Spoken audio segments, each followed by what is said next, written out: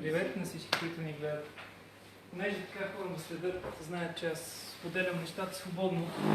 Това, което съм научил през годините, през което минах като опитност, и затова ги правя тези неща, за да мога да съм до хората, до тези, до които следят тези неща, на които хармонирам, за да мога да им дам някаква възможност да разберат, че винаги има път, че винаги има начин, че няма нелечимо заболяване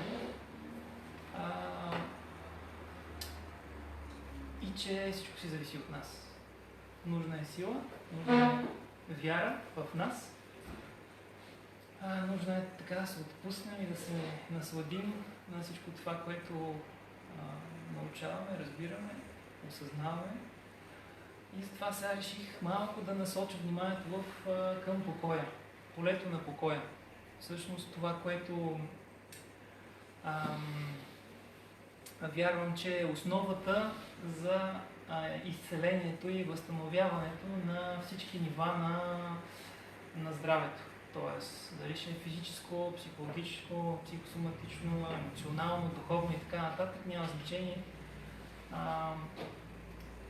Аз вярвам, че тялото ни е съвършено. Съвършено, изключително мъдро, изключително древно и знае какво и как в определени ситуации да направи, за да случи нещата, да оправи и да изцели. Това, което човек всъщност прави, е да не му позволява да сработят тези механизми. Ще стана така малко. Всъщност, това, което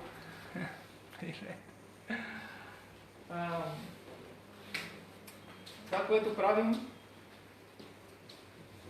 още в майчината утроба, докато детето се развива, докато ние се развиваме в майчината отроба, определени полета ни въздействат на тази матрица, която развиваме и разгръщаме, тази клетъчна структура. Когато майката е в определени състояния на емоционалност, няма нужда да ги изброявам. Страх, стрес, емоции, депресии, меланхолии, желание и така нататък. Всичко това пряко влияе върху менталното състояние на плода. И той още от тогава започва да се намества и да се настройва, да бъде в подобно поле, да вибрира на това поле, да създава една матрица, която след това да бъде следвана след като излезе от майчината утроба. В момента, в който ние се появим на бял свят, започват родителите да ни казват: това е правилно, това е грешно, това е прекрасно, това не е толкова прекрасно, красиво, грозно и така нататък. Ние, докато не разбираме с още човешкия език, ние наблюдаваме. И във всяко едно наблюдение ние усещаме отношението към определени ситуации. Ние виждаме ситуацията и виждаме нашия родител как реагира на тази ситуация. Тоест, още от малки, още от зародиш, след това от раждане и така нататък, започва човешката емоционална духовност и физика да се обучава, така да се каже. Да се обучава в големи кавички, защото това е по-скоро обуславяне. Не обучение, а обуславяне. Тоест, слагаме едни решетки, едни стени, едни прегради на нашата същност, на нашия дух, така да го наречем, и започваме да гледаме на живота през тези филтри. Тоест, както моята майка реагира на дадена ситуация, така и аз ще реагирам, защото е нормално. Нали? Аз така съм на това са условни рефлекси. Аз съм го наблюдавал като малък, след това съм ми набивано в главата, кое е правилно и кое не е. И от тук насетне човек започва да се движи в живота като кукла на конци. Тоест, той винаги е обуславен, всяко едно действие, всяко една реакция негова е обуславена от цялото това нещо, което ни е натрупвано от близките, от обществото и така нататък. И в В това състояние ние никога не изпитваме истинския живот, т.е. в него няма покой. В него винаги има отношение, винаги има емоция, винаги има нещо, на което ние реагираме. И сега, какво се получава при човешките емоции? Когато има емоция, и тя е от нещо, което е обусловено преди това, тялото по естествен начин отделя адреналин. Защото за човешкия организъм емоцията е вид стрес, т.е. нещо се случва в физическо ниво. Какво точно се случва, то не разбира, но то знае, че трябва да спаси живот. Точно тогава то отделя този адреналин. Обаче човека не диша правилно, защото при емоцията се сковава сфинктера, свива се долната част на коремната мускулатура, блокира се диафрагмата и от тук на след дишането става много плитко, гръдно и съответно няма необходимото количество кислород, което да се снабди тялото, съответно да зареди клетките, да обогати кръвта, която да разнесе всичко това нещо. И се получава този вид киселинна среда, му казват, но по-правилно се каже ниска алкалност, защото тялото е алкално по принцип, има висока и ниска алкалност. Нали разбирате, тялото не разбира какво се случва, но то отделя този адреналин. Този адреналин остава в тялото и той е нужно да го складира някъде, както се складират антибиотици, разни добавки в храни, които особено са такива в пакетирани, които са с разни вкусители, отсветители, стабилизатори и така нататък. И цялото това нещо, то е химически отпадък. Значи, веднъж отпадък от храната, който приема тялото, втори път от емоцията, която се отделя, трети път въздуха, който дишаме и така нататък, тялото си трупа едни химически отпадъци и понеже те са много опасни за него, тялото ги складира на много специфични места, слага ги в стави, в междуклетъчни пространства и така нататък и седят и чакат понякога 30-40 години да им бъде позволено да излязат от тялото. Другите отпадъци, които се трупат тялото, това са тези от животинските продукти. Всичките продукти, които са с някакъв вид животински происход, оттам се отделят едни специфични неща от тялото и самия процес, който се случва вътре, образува се гной, силно окисляване, много дълго време се обработва и така нататък. Тялото постоянно бива затлачвано с някакви такива неща. Бивайки затлачвано, то не може да се работва добре. В кръвта постоянно плуват някакви отпадъци, отрови, слуз, токсини и така нататък. И самото съзнание започва да става по-замъглено. Емоционалността, която допринася постоянно за отделяне на този адреналин, постоянно поддържа това ниво на кисела среда и ние няма как да усетим полето на покоя. Винаги сме в някакви състояния, в които физически, химически, психически ни се въздейства и при това въздействие всъщност тялото започва да блокира определени свои свойства. Най-вече свойство да регенерира, да възстановява, да балансира. Раждаме се и започваме да определяме живота. Всяко нещо, което се случва, ние реагираме така, както са ни научили родителите. В това състояние, в което постоянно човек изпада, то се получава едно свиване. Свива се аурата, става дисхармонична, нагъната, започваме да излъчваме поле и това поле всъщност влияе на нещата, които ни се случват в живота. Затова и така събрах едни 5 неща, които всичките те, правилно прилагани в живота, започват помага да въздействаме и да постигнем това състояние на покой, което е нужно тялото да изпадне, за да може да сработи най-добрите си системи, процеси на възстановяване, на регенерация и така нататък. Сложи ги последния начин.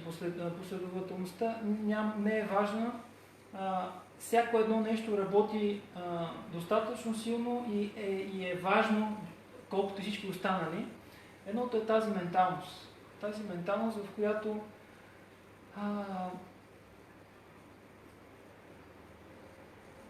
ние постоянно сме на приливи и отливи. Никога не заставаме в средата, да видим и да усетим живота такъв, какъвто е в цялото му измерение. Когато се срещат двама души, те се срещат два образа.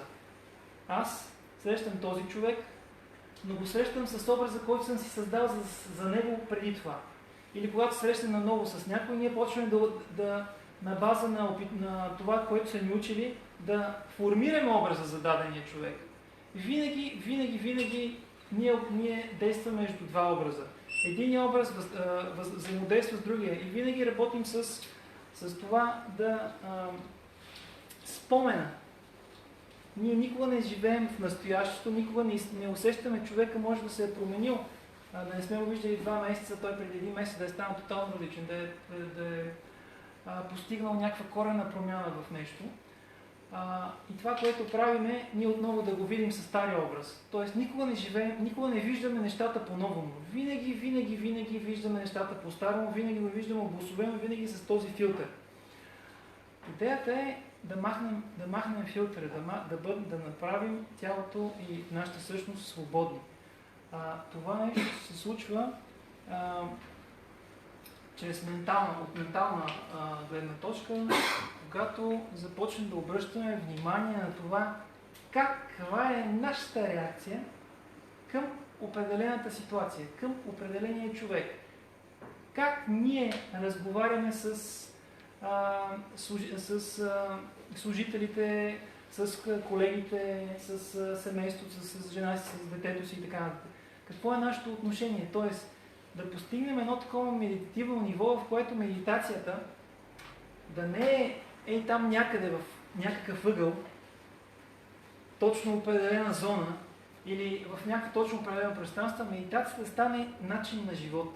Тоест, да стане постоянна, ежеминутна, ежесекундна. Във всеки един момент ние да осъзнаваме какво се случва в живота, какво протича в нас, какво е нашето отношение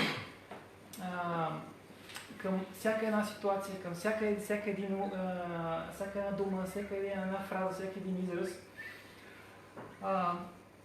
Това се постига с доста работа. Тоест, постоянно умът ще минава в разни размисли, страсти, мисли напред, мисли назад. Тоест, ние постоянно няма да присъстваме в живота постоянно, естествено. От време на време ще се сещаме и ще има и такива просветлени състояния, в които осъзнаваме какво се случва, осъзнаваме как се случва. И отново ще се върне какво ще правим, какво ще стане утре, какво ще стане други ден, как ще се случва, какво ще стане, ако направя така, какво ще стане, ако направя така. Тоест, ние сме постоянно в едно предположение, какво ще стане напред в бъдещето и постоянно сме в една тъга за това, което е било в миналото. Тоест, случки, събития, изживявания, които сме имали в живота, ние постоянно се опитваме да ги задържим. И докато ги задържим, ние никога не можем да усетим и да изпитаме живота от настоящия момент. Винаги се реем в минало и в бъдеще, никога в настоящето, а то всъщност от настоящето живеем в това минало и бъдеще. И когато осъзнаем, че този обособен ум само ни изкарва от това състояние на покой, т.е. ние не сме ли в състояние на тук и сега, на състояние на пребиваване в настоящето, ние сме постоянно в състояние на емоционалност. Постоянно. Всяко едно нещо в миналото или в бъдещето, то е някакъв вид спомен или предположение. Този спомен е свързан с някаква емоционалност, това предположение е някакъв страх от нещо, защото ти предполагаш, ако направя така, ако направя така. Никога не можеш човек спокойно да се отпусне и да си каже: остана се в ръцете ти. Това е нещо, което не че спирате да въздействате на живота и да живеете в него и да чакате нещо да ви насочи, да ви намести, а просто да спрем да определяме ситуацията, да спрем да съдим, да спрем да казваме: сега това как така може да се случи, защо се случва и така нататък. Вселената така е напаснала нещата, че се опитва чрез всичките тия неща всеки един човек в ситуацията да си мине през неговия прекрасен урок. А урока е всъщност да разберем какво значи, защо сме тук на тази земя, всъщност да осъзнаем божествената си природа. А не можем да я разберем и да осъзнаем единствено, когато станем божествени. Всъщност, да станем божествени не е да седим в определени пози, да носим определени дрехи, да пеем определени мантри и така нататък. Да, това е някакъв път, някаква форма на побутване, на помощ, но в един момент техники, практики и всичко останало, дишане и така нататък са само за да се схване идеята за покоя. В момента, в който постигнем покоя, точно в този момент всичко това остава на заден план. Затова са всичките тези курсове, групи, йоги, инструктори, тайчита, през които и аз минах, които също ми помогнаха, но те са една стъпка в еволюцията на човек.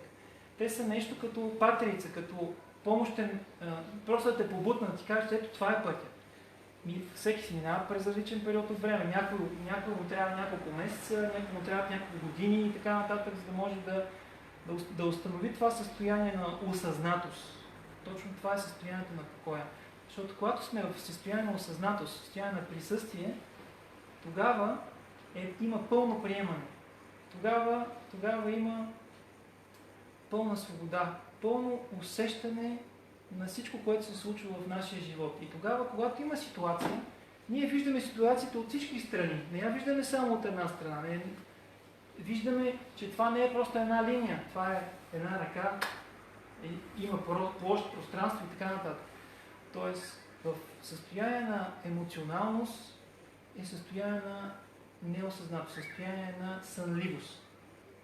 Тоест, кукула на конци, невежество. Всяка една емоция е вид паразитна, аз му казвам паразитна емоционалност, защото хората казват: добре, ако спре да стана не емоционален, аз ще стана мумия, или аз ще стана едно нищо, или аз ще стана един седичен тип. Тук не говорим за тази емоционалност.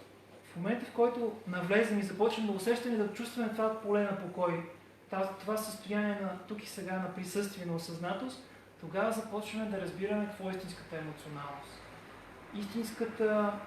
Истинското състояние на осъзнаването на живота, чувстването му в най-фините му моменти. Тогава усещаш, че когато говориш с човек, ти просто говориш изцяло с този човек. Тогава усещаш полетата, усещаш му настроението, усещаш му емоцията, усещаш всяко едно нещо, напрежението в него или отпуснатостта и така нататък. Тогава наистина има истинска комуникация. И когато човек, който върви по този път, успява да установи това състояние на покой, на мекота, на магнетизъм, на благост в съществото си, той започва да го излъчва. И когато сме в такива среди и успяваме да го задържим, въпреки това, което се случва с хората около нас, различен вид емоционалност, всеки му се е случило различни неща в живота и така нататък. Примерно говор с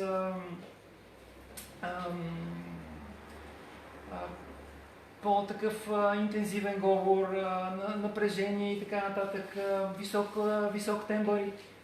Ако ние успеем да задържим нашето поле, този магнетизъм, въпреки всичко, което се случва на масата с нашите приятели, ние ще успеем да ги вкараме в това поле, защото то е божественото поле. Няма как то да не въздейства на всички останали. Правил съм си експеримент, получава се. Но е изключително важно да се усетиш как ти по някакъв начин леко се опитва това поле да те засмукне да усетиш, че ставаш леко напрегнат, леко повишаваш тембъра на гласа и така нататък, да се отпуснеш, да си усетиш, че си свил сфинктера, че си сковал корема, че си блокирал дишането. В този момент, точно в този момент отново влизаш в има земя, има и въздух в баланс и точно в този момент разгръщаш отново полето и го поддържайки в един момент само наблюдаваш, защото тогава ти си в осъзнатостта, усещаш всеки един. Кой каква емоция има, кой каква реакция има, какви жестикулации, мимики, тембри на гласа. Абсолютно всяко нещо се усеща и се улавя от това състояние. И в този момент усещаш как леко по леко започва да се намаля интензитета на разговора, започват хората да се изслушват, преди всички се говорят един върху друг. В един момент леко започва да се успокоява и темата започва да се сменя. От грубо материална става леко финна, емоционално-духовна.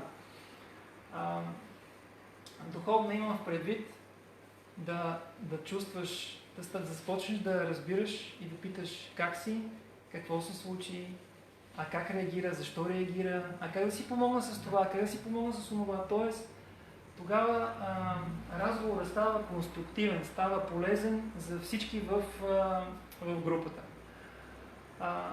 Аз също така вярвам, че когато човек тръгне по този път, на пътя на покоя, пътя на мирния войн, както аз го наричам, защото това е един път на голяма сила и на голяма промяна, изцяло да направиш едно превключване в съзнанието, да смениш начина на мислене, начина на отношение, начина на дишане, начина на хранене и начина на движение.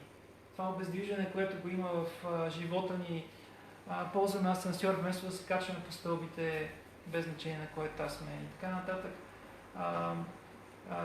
Да се усещаме, да работим върху дишането всеки ден. Това съм го забелязал, ако отделим 3 месеца от живота си, всеки ден, сутрин и вечер, да правим това диафрагмно дишане, което го обяснявам. Но по начина, по който го обяснявам, да се отпусне, да се освободи сфинктера, който е свит постоянно посиняване, буквално. Там се блокира земята, блокира се първа, втора чакра, развърхват се другите чакри. Тук става, нали, логично е. Развихрене на горните чакри, става човек въздушен, той става емоционален, той продължава емоционален. Тук ли? Климатик. Добре ли е климатик? Не, добре. Той е там по телевизор. Да, така. Ще видя още малко температура. Не, под него не хваща така. Така ли? Да, добри са просто добри така. Да. Да.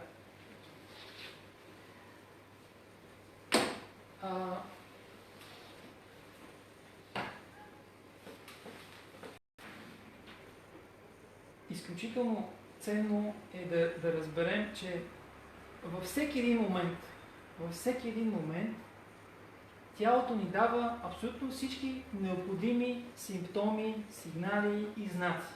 Във всеки един момент. Ако сме емоционални, вниманието, ако усетим, че сме такива, вниманието, ако свалим веднага и видим, сфинктера се е сковал. Долната част на коленната мускулатура се сковава. От тук насетне е ясно. Плитко дишане, емоционалност. Покой няма. Кислород няма, окисление има, отрова има в тялото. Също така, външната част на тялото също говори. Когато той е извън костната структура, това говори, че има достатъчно отпадъчни материали, които плуват в междуклетъчното пространство и за да могат да се складират, увеличава се масните клетки и там се събират разни отпадъци и така нататък и то почва да трупа навън. Когато имаме лош дъх, това е също знак, че има вътрешно недобро отделяне на слуз и гной от хранопроводи от стомаха. Когато имаме самата урина, има тежък аромат, това значи, че сме прекалили с протеиновите храни. Тоест, дори хората са вегани или вегетарианци, такова е правилото, че трябва да се храни достатъчно с протеини. А всъщност основният градивен елемент за човешкото тяло е глюкозата. Глюкозата е усвоена от плодовете, прияти в интегрален вид. Не една соко изтисквачка, махнати фибрите, махнати месечната част и отделени. Когато на тялото му трябва протеин, то си синтезира от глюкозата и си набавя необходимото количество. Но понеже хората са все още... Има едни такива информации, които текат в пространствата и някой е хванал едно поле, друго е хванал друго и някакси хората не успяват да хванат цялата картинка на всичкото нещо, за да се напаснат начина си на живот, начина си на мислене, начина на дишане, начина на хранене по този холистичен път и да започнат да се действат цялостно в живота си.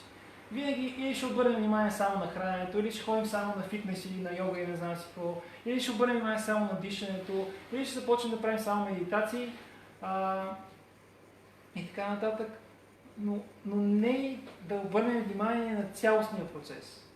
Всичко въздейства, всичко влияе и за това е нужно абсолютно през цялото време да се работи на всичките нива.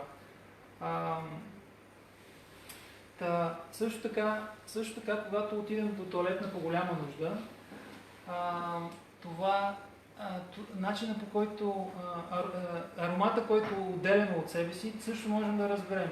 Принципно, когато правилно храната е постъпила в стомашно-черния тракт и няма гнилостни процеси, ферментационни и така нататък, тогава изпражненията не миришат, няма миризма. Просто след вас никой не разбира, че някой е бил по голяма нужда. Това е поредният знак и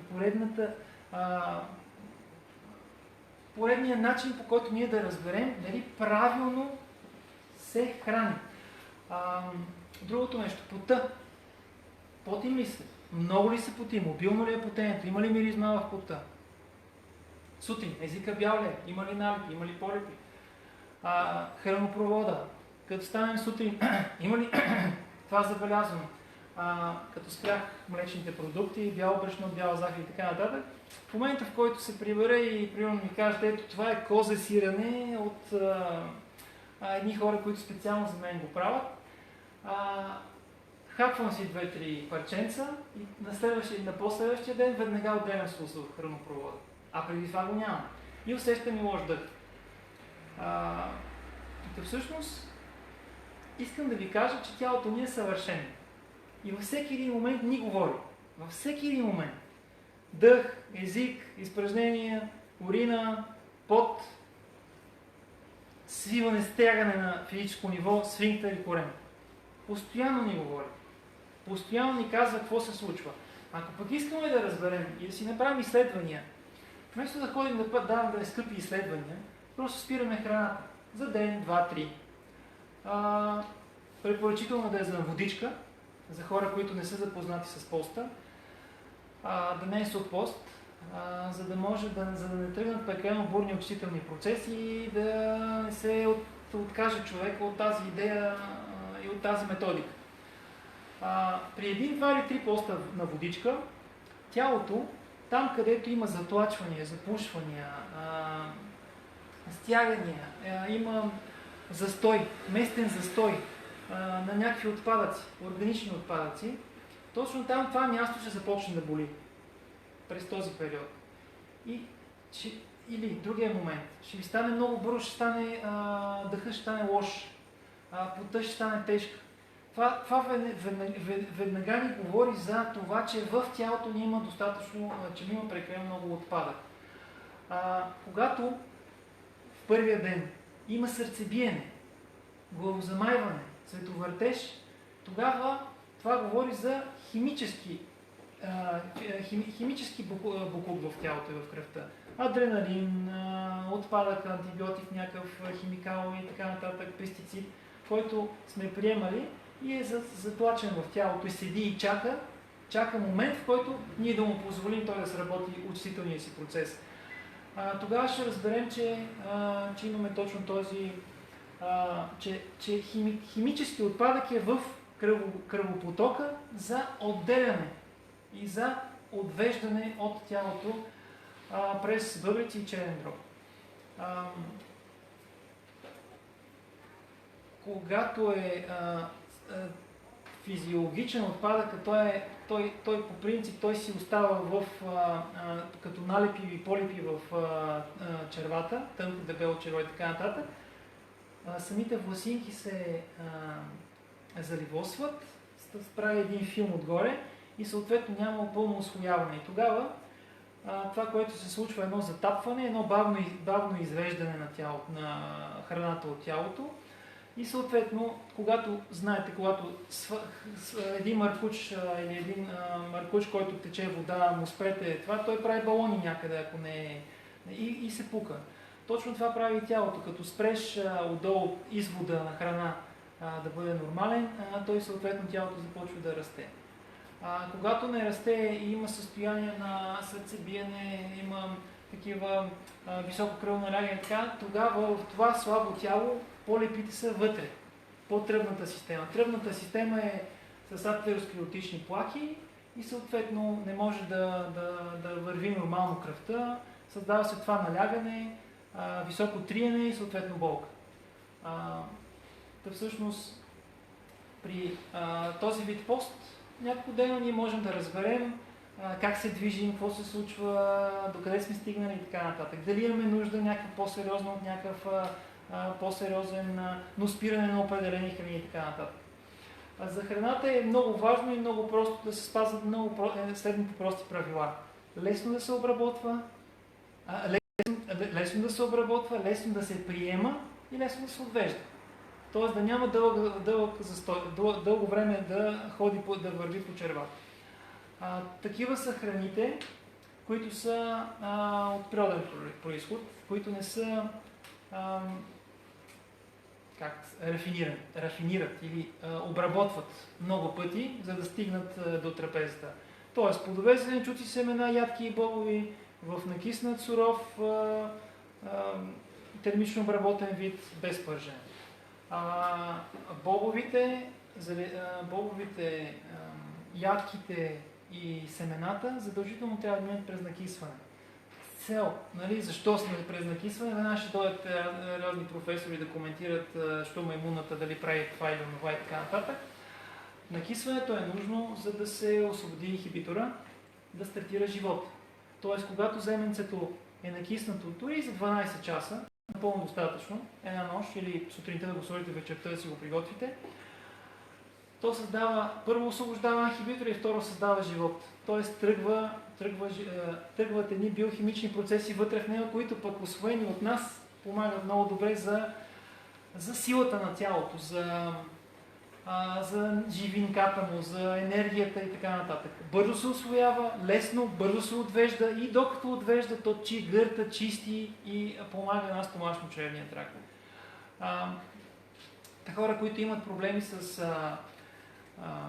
дебелото черво, полипи и така нататък, това би ги посъветвал.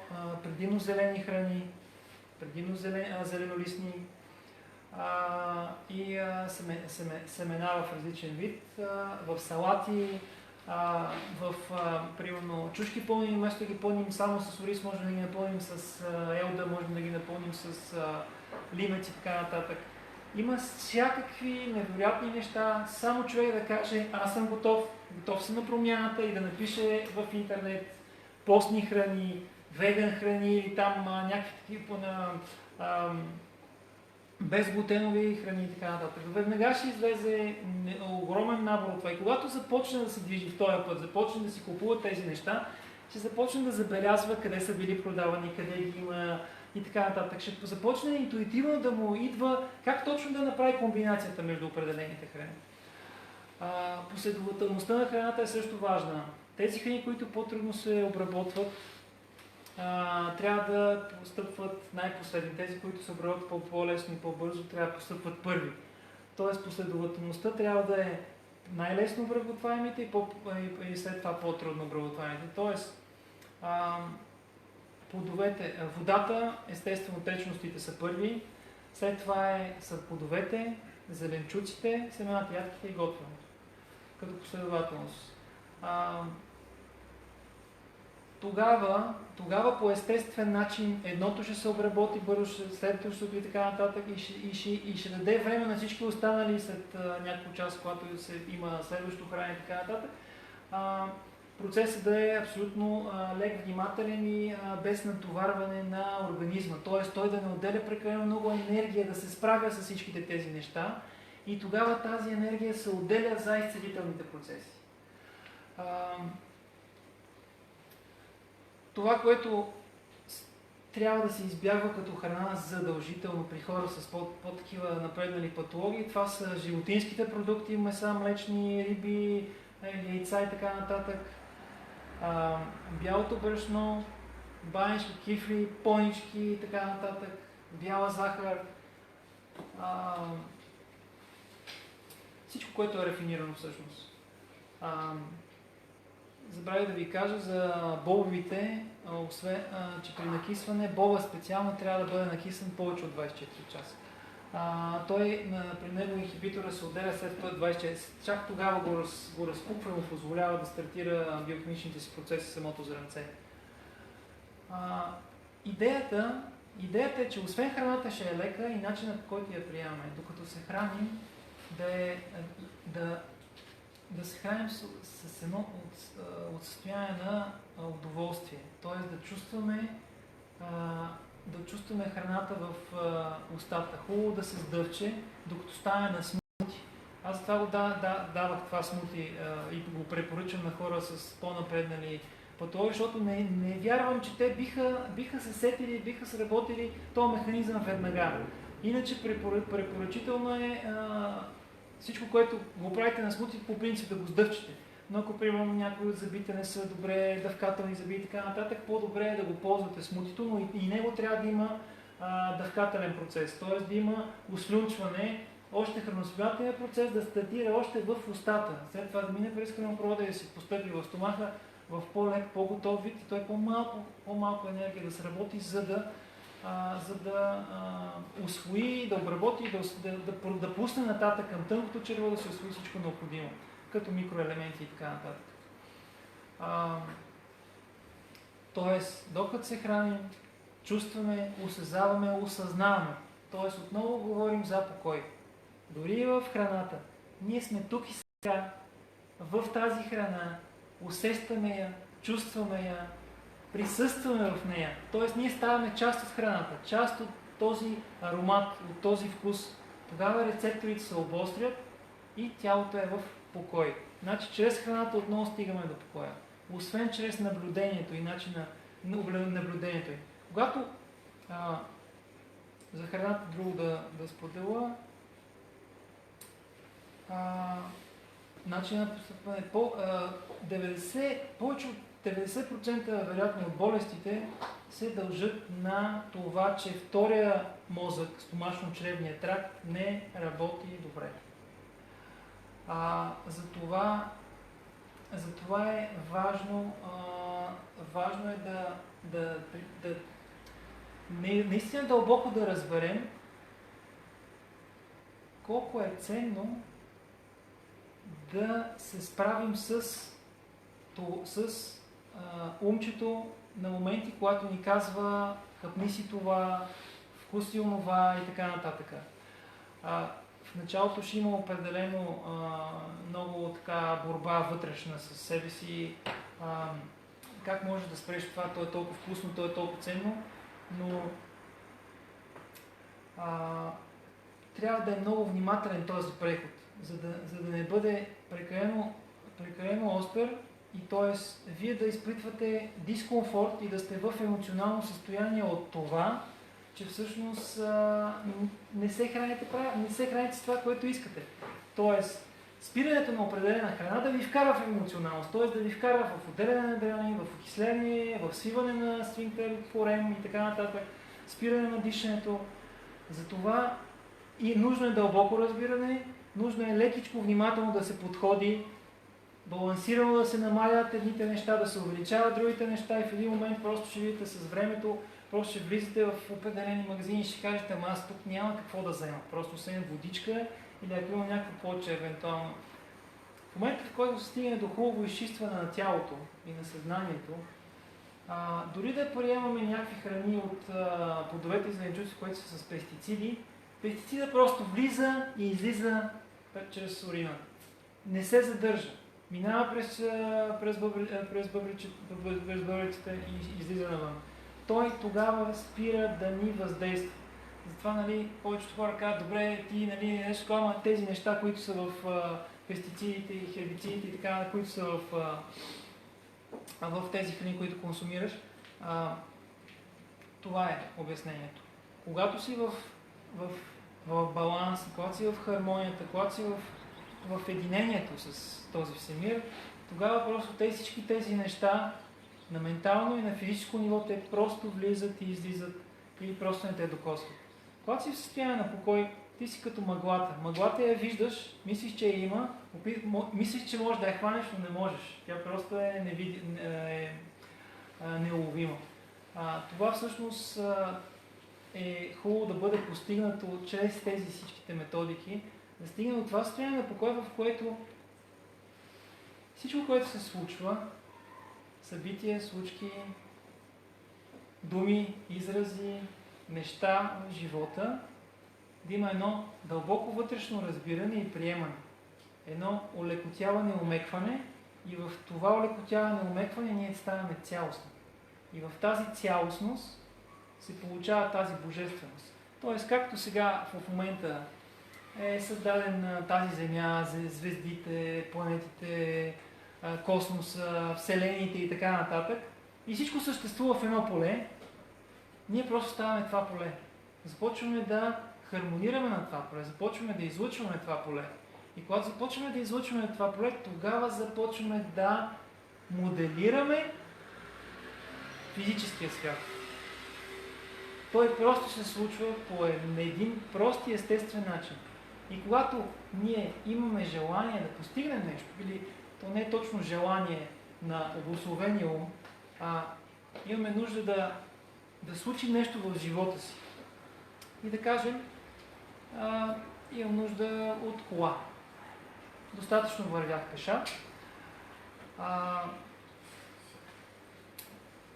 В момента, в който пуснем идеята и желанието и вкопчването в това да имаме кола, точно тогава започваме да изчакваме и да позволяваме нещата да се нареждат така, че тази кола да влезе в живота ни.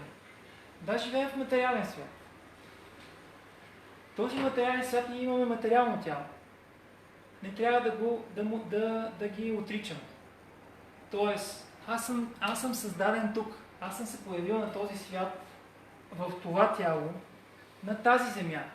Ако аз се скрия в някакъв манастир, или се скрия в някаква пещера, или седа и гледам една стена по цял ден и по цяла нощ, всъщност аз съм в инволюционния си път, не в еволюционния си път. Тоест, инволюция е това да се отделяш, да си в мантрата. Мантра. Ти си в мантрата, ама света, живота тече вън от теб. Той продължава. Всъщност, докато сме в мантрата, докато сме пред стената, докато сме всички тия неща, ние сме в инволюция. Не сме в еволюция. Това е мое усещане. Не съм го споделял на много места. Защото аз вярвам, че след като ми е даден този живот и ми е дадено това тяло, аз трябва да изпитвам живота чрез него. Аз трябва да имам взаимоотношения с хората. Трябва хубаво е не трябва, ами когато ми имам възможност да си взема кола, ще си взема кола. Когато имам възможност да си построя къща, ще си построя къща. Но когато тази къща реши да тръгне от живота, да си тръгне от живота ми, някакво природно бедствие, нещо такова, тя просто си тръгва от живота ми. Аз нямам никаква обвързаност, нито с колата, нито с къща, нито с каквото и да било друго. Тоест аз съм в полето на покоя, аз съм в полето на пълната свобода. И тогава по естествен начин започват да идват тия неща. Ти ги ползваш без да си обременен от тях, без да си обвързан с тях, емоционално, ментално и така нататък. И те просто седат колкото е нужно. Ако имат нужда, ще бъдат сменени. Ако има нужда, ще се случи нещо друго. Но т.е. винаги всичко, което се случва след това е само единствено за твое най-висше добро. Тоест всичко, което ми се случва в живота е за наше най-висше добро. Тоест аз всичко, което ми се случва, аз виждам една висша правилност. това е да кажеш да бъде волята ти. Не да седиш и да се отказваш да живееш и да присъстваш в този живот и да го изпитваш като физическо тяло, ами да си в него, да го осъзнаваш, да го осъзнаваш, да го изпитваш, да го почувстваш, да присъстваш в него, да си тук и сега, да си буден, да си осъзнат. Това, което се случва, знаете много добре и виждате, обществото става все по-агресивно, все по-негативно и така нататък. Поне това виждат повечето хора и ми го казват. Аз не го виждам, аз виждам положителни хора, виждам един прекрасен свят, защото така се случва, че просто пред мен не се случват всички тия неща, за които другите ми разказват, че са тежки, българите били такива, накива и така нататък. Защото просто не вирея в тази вселена, не е моята. Те са си избрали тази вселена, вселената на съденето, вселената на осъждането, вселената на съгласието и несъгласието. В интерес на истината, да, телевизия не гледам, не си губя времето с такива неща, за да ми остане повече време за присъствие, за комуникация с близък човек и така нататък. И тогава просто вниманието ми е винаги в настоящия момент. И тогава просто нещата се случват по естествен начин. Обаждат ми се, ела тук, предлагаме ти еди каква си работа. Или случи се така, продавам тази кола, или какво си, що си. Просто нещата ги оставям да си текат, аз просто ги ползвам, докато влизат в живота ми и когато излизат, просто ги пускам да си тръгвам. Тоест, постоянно гледам да съм... То не е като да се опитваш да бъдеш такъв, а просто позволяваш да бъдеш такъв. Тоест това, което правим е, че ние не позволяваме да бъдем щастливи, ние не позволяваме да бъдем в полето на покоя, ние не позволяваме да бъдем силни. Защото ни е удобно да бъдем като другите. Този реагира по този начин и аз ще живея така. Този пие така, онзи е дел така, и аз искам да съм така. Искам да ме уважават за това, че съм като тях, за това, че хармонирам на тяхните неща. Така е, да. Хората искат да бъдат одобрени, искат да бъдат оценени, но всъщност това, което иска да бъде одобрено, оценено е една нереалност. Защото това, което иска одобрение и оценяване, е нещо, което е нереално, защото това тяло в един момент то ще се разпадне. 100, 120, 130 години. Не е ясно, зависи. Ако живеем правилно, ако живеем с отпуснат сфинктер, отпуснат корем, ако дишаме дълбоко, ако ядем такава храна по правилния начин, ако се радваме на живота във всичките му измерения, ако позволяваме нещата да видите и да си тръгват, то тогава края на живота не е ясен. Тялото ще бъде гъвкаво, ще бъде жизнено. До последния, до сетния си миг, до сетния си час. Тоест, какво човек иска да бъде? Да си гледа внуците от стаята в болницата или да ходи при внуците, обувайки си анцуга и маратонките и да ги води в парка? Всъщност избор е много прост. Но за това е нужно знание, познание, не толкова знание, а познание. Тоест да усетите кой е правилният път.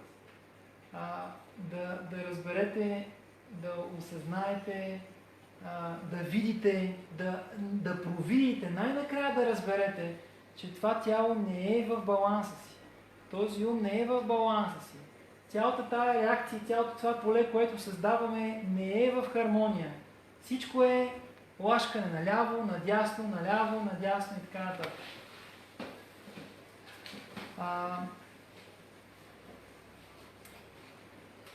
Затова е този път, който давам. Пътя на менталността, пътя на дишането, пътя на релаксацията, пътя на движението и пътя на храненето.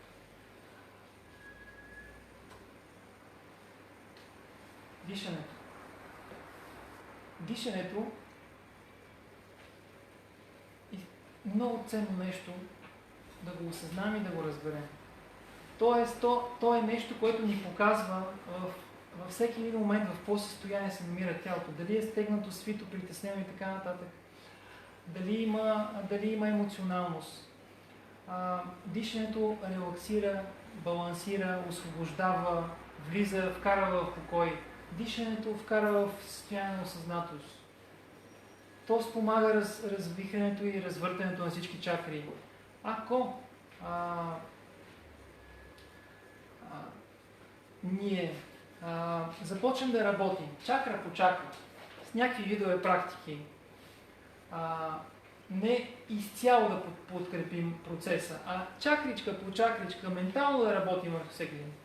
Това е във всеки един момент, съзнанието е в този момент е така, в другия момент е така, в третия момент е така, в четвъртия момент е така, в петия момент е така. Значи представете си, първите 10 минути ние сме с една менталност, с едно отношение към живота и работим върху първа чакра. В следващия момент, в следващите 10 минути, сме в друго ментално състояние, обаче работим върху втора чакра. След това трета, четвърта, пета и така нататък, понеже ума не може да бъде абсолютно тих, абсолютно притихнал, абсолютно осъзнат, абсолютно чувстващ живота, усещаш, осезаваш го, през целият този период, в който се работи тия 30 минути. Той винаги има отклонения, винаги има някакви чувства, някакви емоции, защото зависи какъв спомен ще дойде от минало, зависи каква надежда ще се появи за бъдеще. Тези чакри се развъртат неправилно. Затова, когато ме питат какво да направя, как да работя върху чакрите, работим цялостно. Върху покоя, мекотата, магнетизма, баланса, върху цялостното дишане. И те в тази цялостност, в тази отпуснатост, те вече си сработват всичките механизми. И да и пингала се развихрят, шумна се развърта и всичко си идва на място. Енергиите са в баланс. Дишането, идеята на дишането в началото е да започнем да осъзнаваме и да виждаме, че е свит сфинктер и е скован корема. В момента, в който се отпусне, диафрагмата слиза, стартира този голям процес. Без усилие, помнете, трябва да има леко усилие накрая при вдишано, леко задържане, ако ви дойде, и след това издишване. По принцип, нужно е да осезаваме, да и осъзнаваме, да чувстваме какво ни казва нашето тяло. Тоест, всеки един човек е абсолютно различен. Има 8 милиарда диафрагмени дишания, колкото сме ние хората. В един момент един ще си го стартира много плитичко, но в процес на работа става си дълбоко отпуснато, защото съединителната тъкан започва да става, да се отпуска и да се освобождава и става по-еластична. В началото тази тъкан от начина на хранене, начина на дишане и така нататък, тя е свита, стегната, скована и така нататък. Малко по малко тя ще почне да се отпуска и дишането ще започне да сработва по най-добрия начин за този човек, за това тяло, за тази биохимия. Значи, помнете простичките правила. Идеята е да е бавно, да е отпуснато, съвсем леко усилие, за да можем да помогнем еластичността, сковаността да сработи и да започне да става по-гъвкава съединителната тъкан. С леко усилие, по-мъничко, по-малко. Ще има световъртежи, ще има определени болки и така нататък. Но леко по леко, седмица след седмица, така ще се напаснат нещата, че се започне абсолютно да протичат прекрасните процеси. В момента, в който сме в състояние на дишане,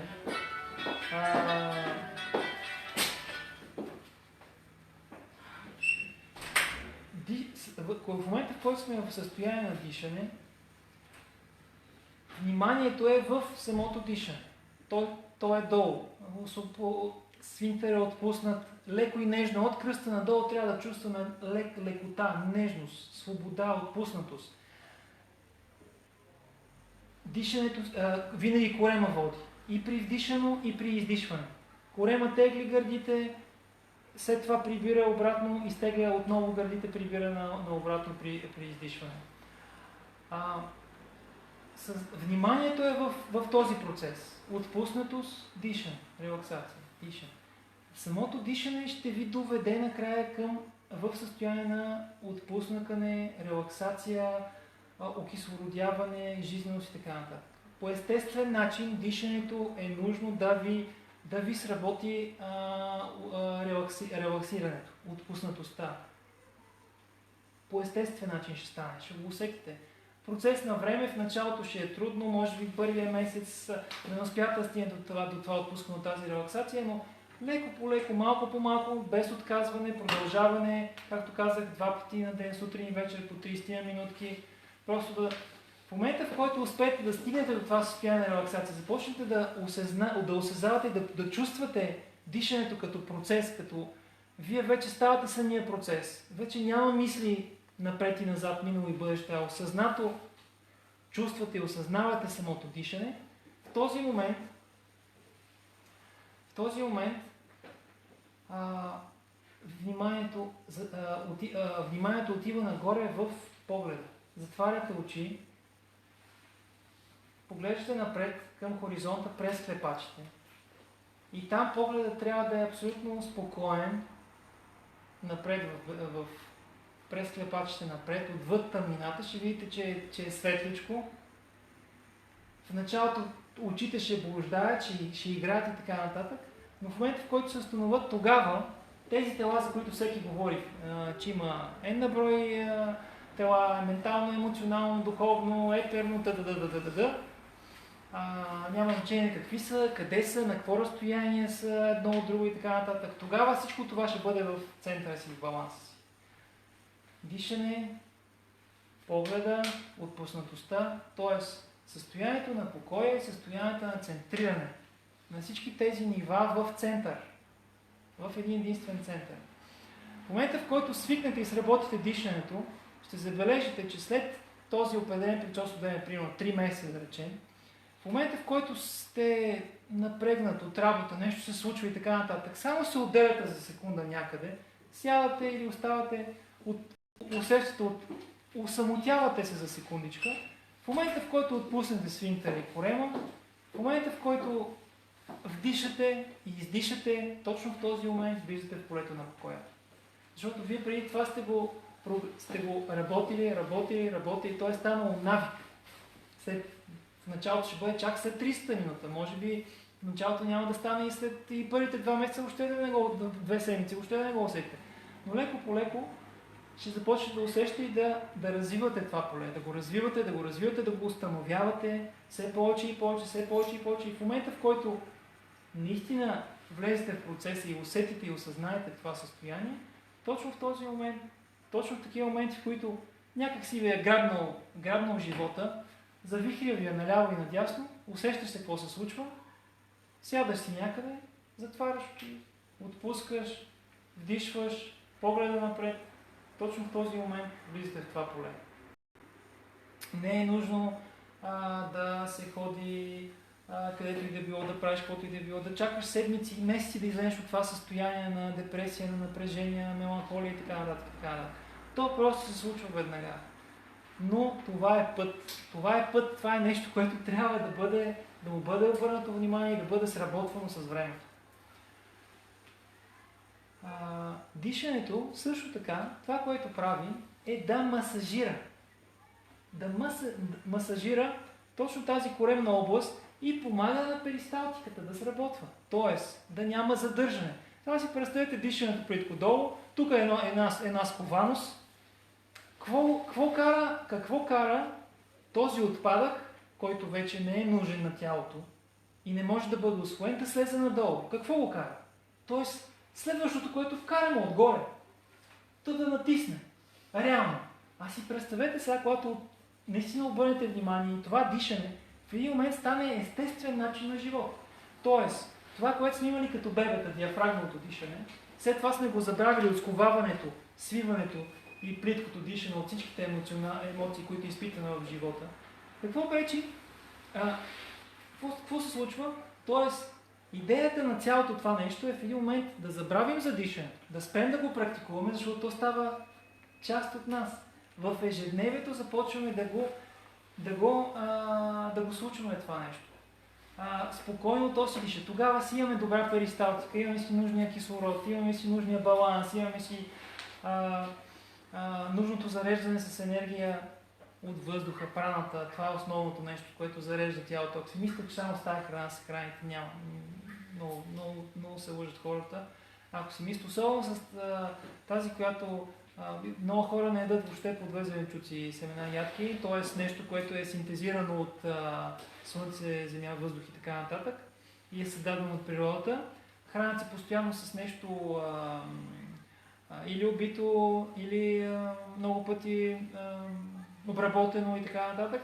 Т.е. извечно му е махнато му абсолютно всичко и съответно няма никакво усвояване.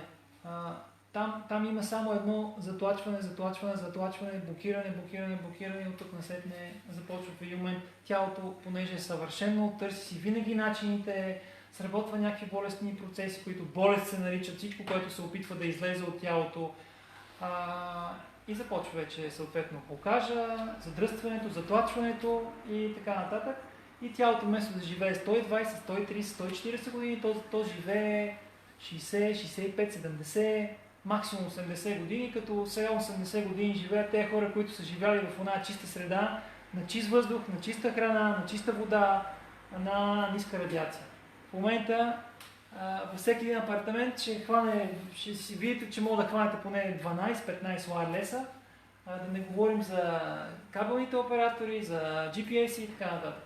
Тоест тялото постоянно харчи за всичко. То трябва да харчи енергия, за да се справи с всичките неща. Мръсен въздух, геопатогенни зони, облъчвания, радиации и така нататък. Затова това, което човек може да направи, е да му помогне. Тоест да спре да му пречи, да спре да го окислява с емоцията, отделение на адреналин, свиването на тялото, изтягането на мускули и органи на микрониво, да спре да му пречи с обездвижване, само седене пред един компютър и дори не ставане за една вода или за едно раздвижване около офиса. Да започне да ходи на каквото човек му хареса, може да ходи на паневритмия, да ходи йога, тайчи, цигун, фалун дафа и така нататък, зумба, латино, без значение. Да прави нещо, което го изкарва от състояние на съществуване, зомби, на състояние на осезаване, на осъзнаване на живота. Всички тия неща са помощ. Също така може човек да си помага с хомеопатични продукти, има капки на Бах, които също работят, билки,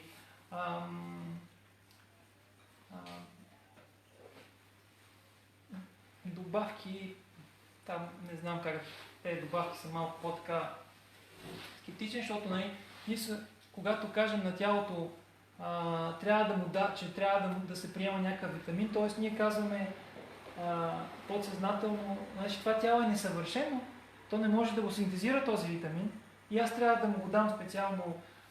Вкарани са 8 милиарда души в едни граници от до на желязо, на холестерол, на цинк, магнезий, B12, почнаха модерното B12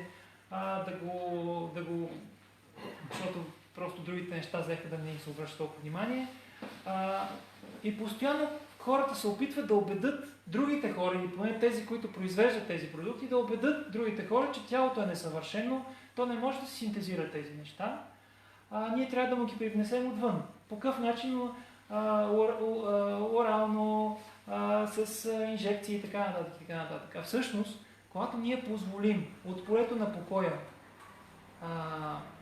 да сработи тялото си по всички механизми, тогава храната, която му даваме чистата, движението, дишането, отношението към живота, тогава ние му позволяваме то да синтезира всичко, от което има нужда. И какво се вика? Само картофи да едем, то ще синтезира от този прост картоф. То ще синтезира необходимите микроелементи за всяка една клетка. А и малко ми е странно, като ми казват, това тяло се нуждае от на брой микроелементи. Ма да, на това тяло никой не се сеща, че то е образувано от една и съща клетка. Една и съща клетка образува ноката, образува кожата, образува сърцето, образува кръвта и така нататък. Една и съща клетка. И ние сега искаме да кажем, че тази една и съща клетка трябва да дадем на брой микроелементи. Малко тук не ми се сработват нещата. Всъщност, тук да говорим за светлина и други неща, но в тази тема няма да задълбавам всъщност какво е всъщност клетката. Затова ви казвам, че от състоянието и от полето на тази мекота и на тези неща, наистина нещата се случват. Затова обръщаме внимание на начина, по който реагираме, наблюдаваме се, виждаме тази реакция, но не се опитваме да я махнем с сила, с агресия, не се опитваме как се казва, да й кажем не, спокойно, да я одобрим или не одобрим. Просто я оставяме и в момента, в който я наблюдаваме непосредствено, директно, тя просто не се развива. Ние просто не слагаме втората думичка след първата. Не слагаме трета думичка след втората. Не образуваме изречението и това изречение, което образува смисъл, не образува емоция. Това е. И колкото повече така наблюдаваме, в един момент просто все повече започваме да присъстваме в живота. Релаксацията, тя влиза в дишането, влиза в менталността, но нарочно умишлено я давам като едно от нещата, върху които човек да работи, за да акцентирам върху важността на покоя. Затова давам и релаксацията. Релаксацията, това е вниманието да слиза по определени зони на тялото. Дясно ходило, ляво ходило, десен прасец, ляв прасец, до момента, в който зоната започне да изчезва като усещане за такава зона. До състояние на мекота, до състояние на перце. Все едно е няма. И така нагоре, докато стигнем до главата. В това състояние отново ние подпомагаме дихателния процес, подпомагаме отпускането, това свиване от емоцията. Освен, че емоцията отделя ден, тя прави микросвиване на мускули и органи. И тези неща просто помагат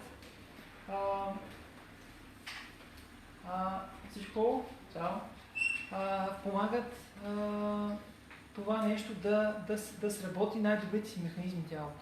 Релаксация. Понеже не мога да разчитам, че човек ще сработи добре с храненето, с менталността, с това. Затова идеята е все повече, колкото се може повече, да позволим на това тяло, да му позволим то да сработи най-добрите си механизми и съответно това, което имаме в момента, то да го обработи. Какво се случва при паникатаките? Много е простичко там. Дълъг период от време имаме някаква натрапчива мисъл или някаква идея за нещо, което не е ясно дали ще се случи или се е случило. Но създава емоционалност. Тази натрапчива мисъл, идея създава емоционалност. И тази емоционалност отделя адреналин в тялото. Така. Дори да сме супер вегани или суровяци, няма значение. Нали, говоря за тия по-крайните, по-чистите варианти на тялото. Ако идеята сработва и продължава да сработва, тези натрапчиви мисли, този стрес и притеснение и опасения и предположения, тялото постоянно отделя адреналин, свива стягат на това, дишането е плитко. И какво се случва в момента, в които просто си почиваме и не сме с тези натрапчиви мисли? Този адреналин пък тръгва да се отвежда в кръвопотока. Като се тръгне да се отвежда в кръвопотока, какво се случва? Химически елемент навлиза. Химически елемент, който ние сме създали. Адреналина е наш продукт. Навлиза в кръвопотока за отвеждане. И тогава започва сърцебиене, световъртеж и стръпване на пръстите. И на крайниците. И какво правиме? Почваме да си мислим, че умираме. Всъщност ние не умираме. Далеч сме от тази идея. Тялото не е толкова глупаво да се самоунищожи, повярвайте. както при автоимунните заболявания. Имунната система тръгнала да се самоунищожава. Няма такова нещо. Ние видяхме как с алкална храна Сика успя да пребори автоимунно заболяване. Колко ли беше, какво беше? Не ме интересува. Никога не са ме интересували болестите и техните наименования. Аз просто знам, че всичко сработва, когато позволи човек да сработи, просто сработва. Когато влезем точно в това състояние на покой, тогава и за това се получават и тези бодежи в пръстите, изтръпвания. Те казват липса на B12. Да, но аз имам случаи, в които B12 е над нормата. Над нормата. Тоест, ако е от 400 до 800 единици, човека е с 1200 единици. Хората, не човек, хората. И въпреки това има всички симптоми за липса на B12. Как си го обясняваме това? И тогава усетих и осъзнах, че всъщност това е нашата собствена отрова, площа в кръвта за отвеждане. И точно тези ти ще кажеш край, инсулт, инфаркт. Не, просто тази химия така въздейства на сърцето и го кара да прави това нещо. Много простичко. В момента, в който започнем дихателната практика, тя сработва най-добре при паниката. Най-добре сработва. Дишането. Дишането, то е, както обясних, веднага изгаря адреналина, който плува в кръвта. Изгаря го, унищожава го, улавя го, отвежда го и тогава ние помагаме този процес да спре, да изчезне. Може да отнеме година, може да отнеме 2, в зависимост от това колко човек е готов да направи промяната и да тръгне по пътя, да седне, вече ме да каже, аз съм си важен, имам 30 минути, искам за себе си. Няма жена, няма деца. 30 минути за себе си. Защото когато аз се подобра, аз ще подобра качеството на живот в семейството си. Аз ще бъда по-добър баща, по-добра майка, защото ще бъда по-силна и в ситуации аз ще реагирам адекватно. Няма да блокирам. Точно защото имам нужните знания, имам нужното дишане, имам нужната релаксация. Аз живея в живота пълноценно, осъзнато, тук и сега. С сила.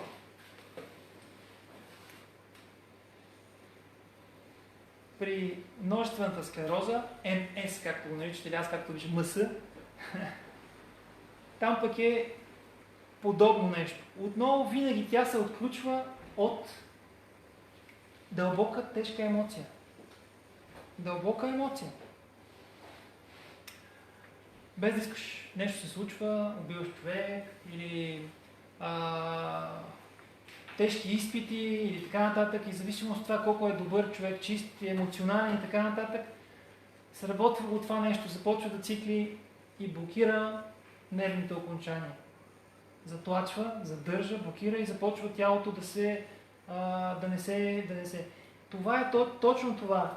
Как някой постоянно се самоотравя. Постоянно се самоотравя. Там работим най-вече и най-дълбоко над покоя. И много чиста храна. Никакви животински продукти, никакви аюрведи, никакви такива неща. Махнахме аюрведата, почнаха подобренията. Но най-вече наблягаме върху отношението към живота. Върху мрънкането, върху силата. Раковите заболявания. Там нещата не са въобще толкова сложни. Това е просто една зона в тялото, където много дълго време е била капсулирана. Не е имало добро кръвоснабдяване. Не е имало кръвоснабдяване, всъщност, което по свой начин носи кислород и носи хранителни вещества. Тази зона, това значи много дълги години някакъв вид специфична емоционалност, която пък специфична емоционалност блокира специфична зона. При жените, които са свързани с децата, някаква емоционалност, тя ги удря в детородните органи, в матка и така нататък. Там се случват нещата. Няма значение каква е. И това е вид емоционалност. Работим да се махне, да установим настоящия момент, да започнем да съществуваме, да започнем да присъстваме. От това състояние на присъстване започва спирането на отделянето на този адреналин, спирането на отравянето на това тяло и от тук насетне окислородяване, зоната се отпуска, кръвта влиза, дава си кислорода, дава си, става от силно киселинна, която е, правилно казвам, ниско алкална, започва да става алкална.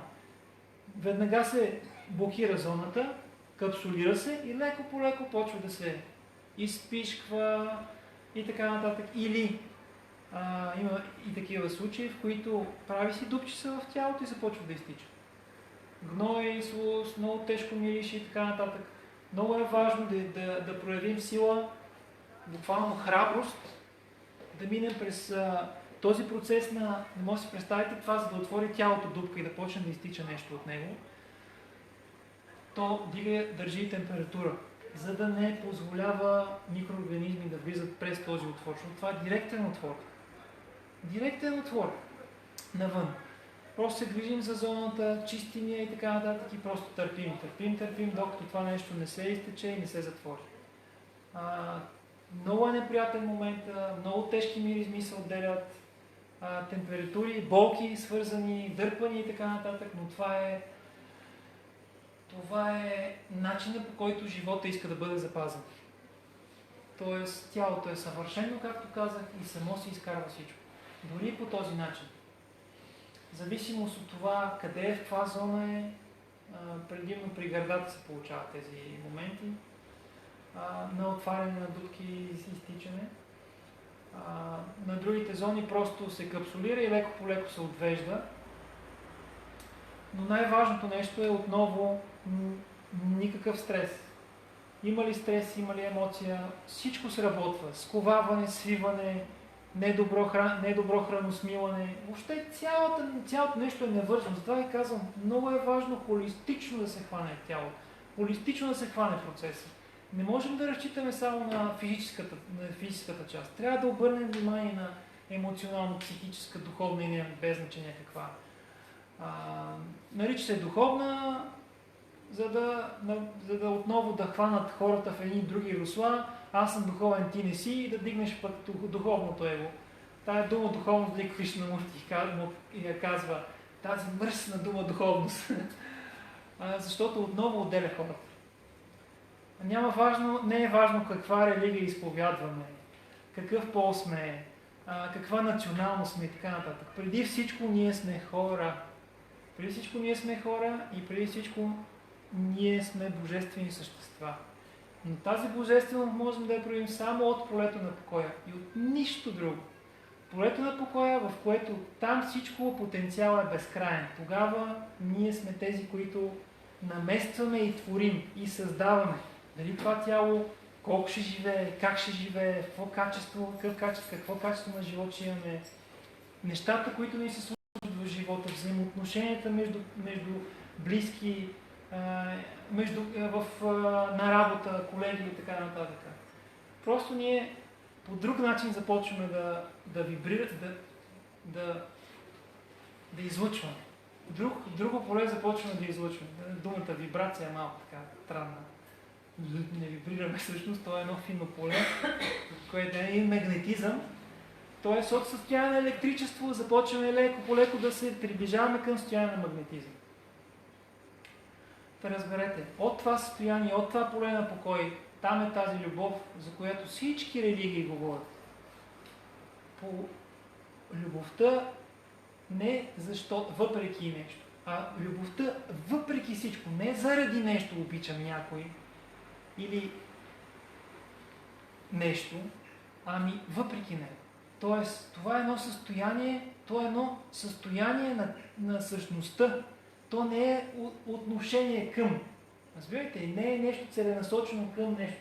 То е поле. Истинската любов, божествената любов, това е поле. Точно това поле се разгръща точно там в този покой. Любовта, благостта, магнетизма.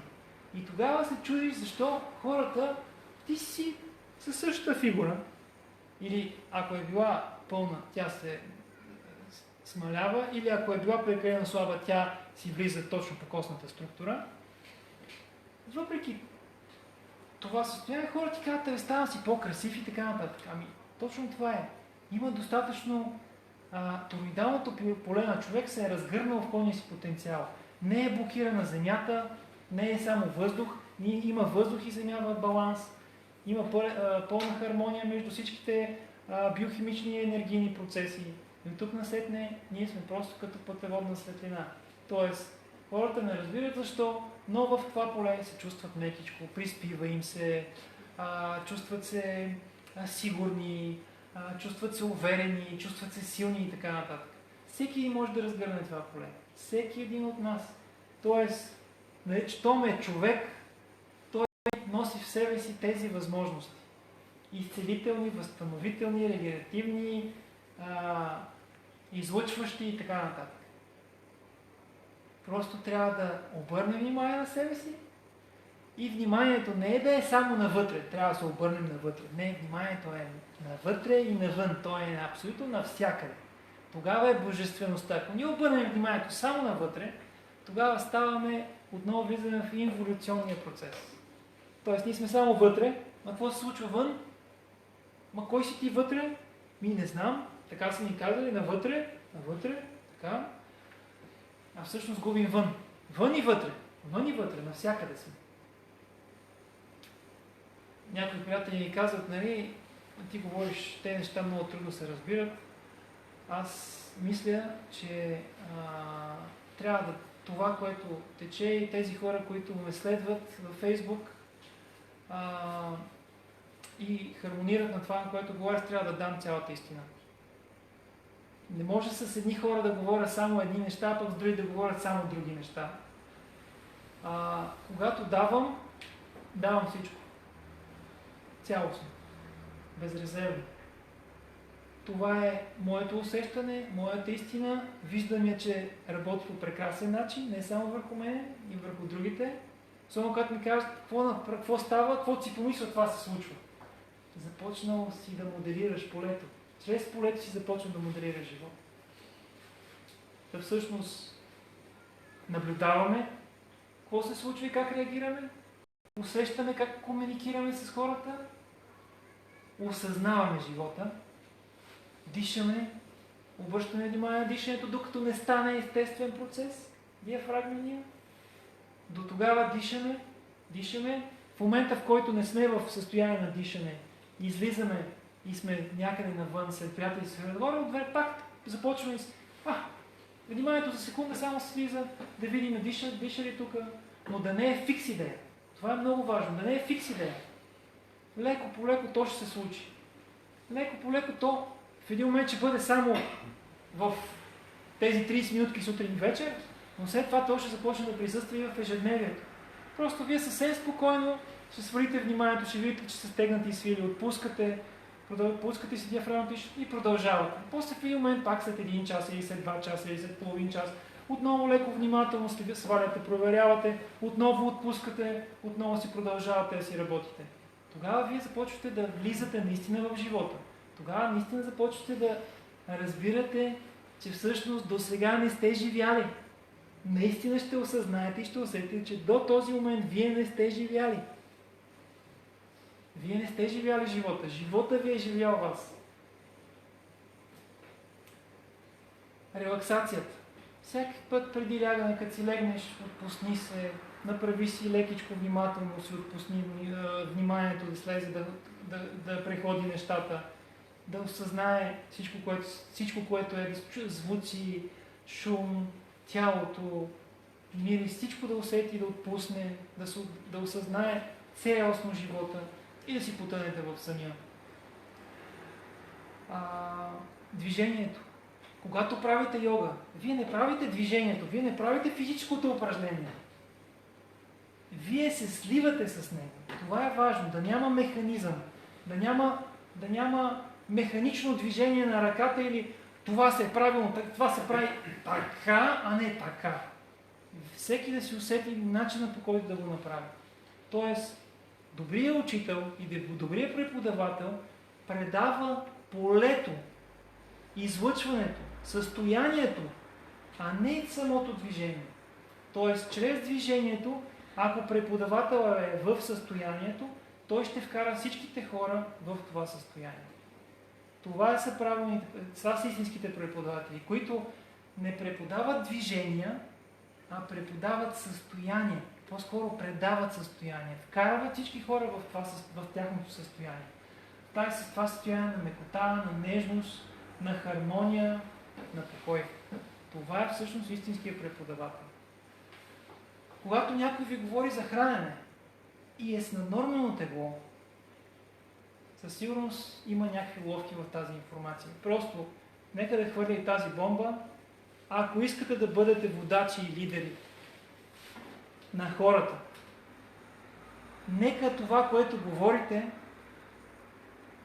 по този начин да живеете. Не може да говориш едно, да живееш по друг начин. Тялото ясно казва какво ти е в главата, какво ти е в душата, какво ти е в устата. Ясно и отчетливо говори за всичко това нещо. Излъчването, лицето, погледа, очите, чертите, суровост, строгост и така нататък. Ясно говори какво вътре цикли в теб. И не можеш да ми говориш за медитация, за релаксация, за покой, а в същото време да има суровост и грубост в израз, в движение и в каквото и да било друго. В тяло и така нататък. Така че, надявам се, че хората, които водят други хора, защото повечето са в кавички водят, по-скоро ползват и така нататък. Няма значение, те си носят отговорността, а тя е огромна. Огромна е тяхната отговорност и ще плащат скъпо за това нещо, което правят. Но това си го остана в тяхното поле. Всеки да мисли за себе си. Общо взето, това са скелета на нещата. Ако имате във Фейсбук, може да ме намерите отворен профила Милен Антонов на кирилица, слънчева мандала, слънчице. Всичко е там на стената, дори тази лекция в момента, тя ще бъде там. Видеа, които съм правил в YouTube, съм ги качил. Всяко ново нещо, което направя отново, ще се качва там и ще се поддържа. Стената ми е само с неща, които помагат, които насочват, които хармонират много дълбоко на това, в което аз вярвам. И това е моят как да го кажа, канал, моето усещане и чувство на живота. И тези неща всъщност подавам и там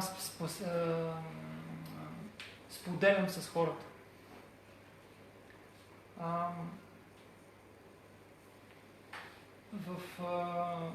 Статии и така нататък. Дори да напишете само Милен Антонов на кирилица, в която и да е търсачка, отново ще ви излезе всичко необходимо, което така от време на време да се сещате, дори този материал, който ще остане на стената, нещо искате да се подсетите. Има и други материали, за които говоря, показвам, обяснявам, хранене и така нататък. Винаги усещайте и винаги всичко минавайте през вътрешното си усещане. И тогава нещата ще станат. Затова не давам диети. Начин на хранене не давам. Не мога да кажа ти яш това, ти яш това, ти яш това, ти яш това, ти яш това. Всеки е изключително различен. Един може добре да обработва едни неща, други и така нататък. С Петя така си роехме и си ядахме ядки и тя се оставаше лешниците. И вика, стига само, аз ли ще ям лешници. Бяхме при една наша близка, направи ни едни така изследвания да види как са нещата. И тя говори, имаш непоносимост към лешници и продължи и ние само се погледахме. Нали? Тя просто, тялото си знае, просто не се присяга към лешника. Това е. Затова ви казвам, дайте шанс. Отидете, застанете пред плодовете, фулто ви усеща, колко хубаво изглеждат тези праскови. Не, те не изглеждат хубаво. Тези праскови са точно за вас.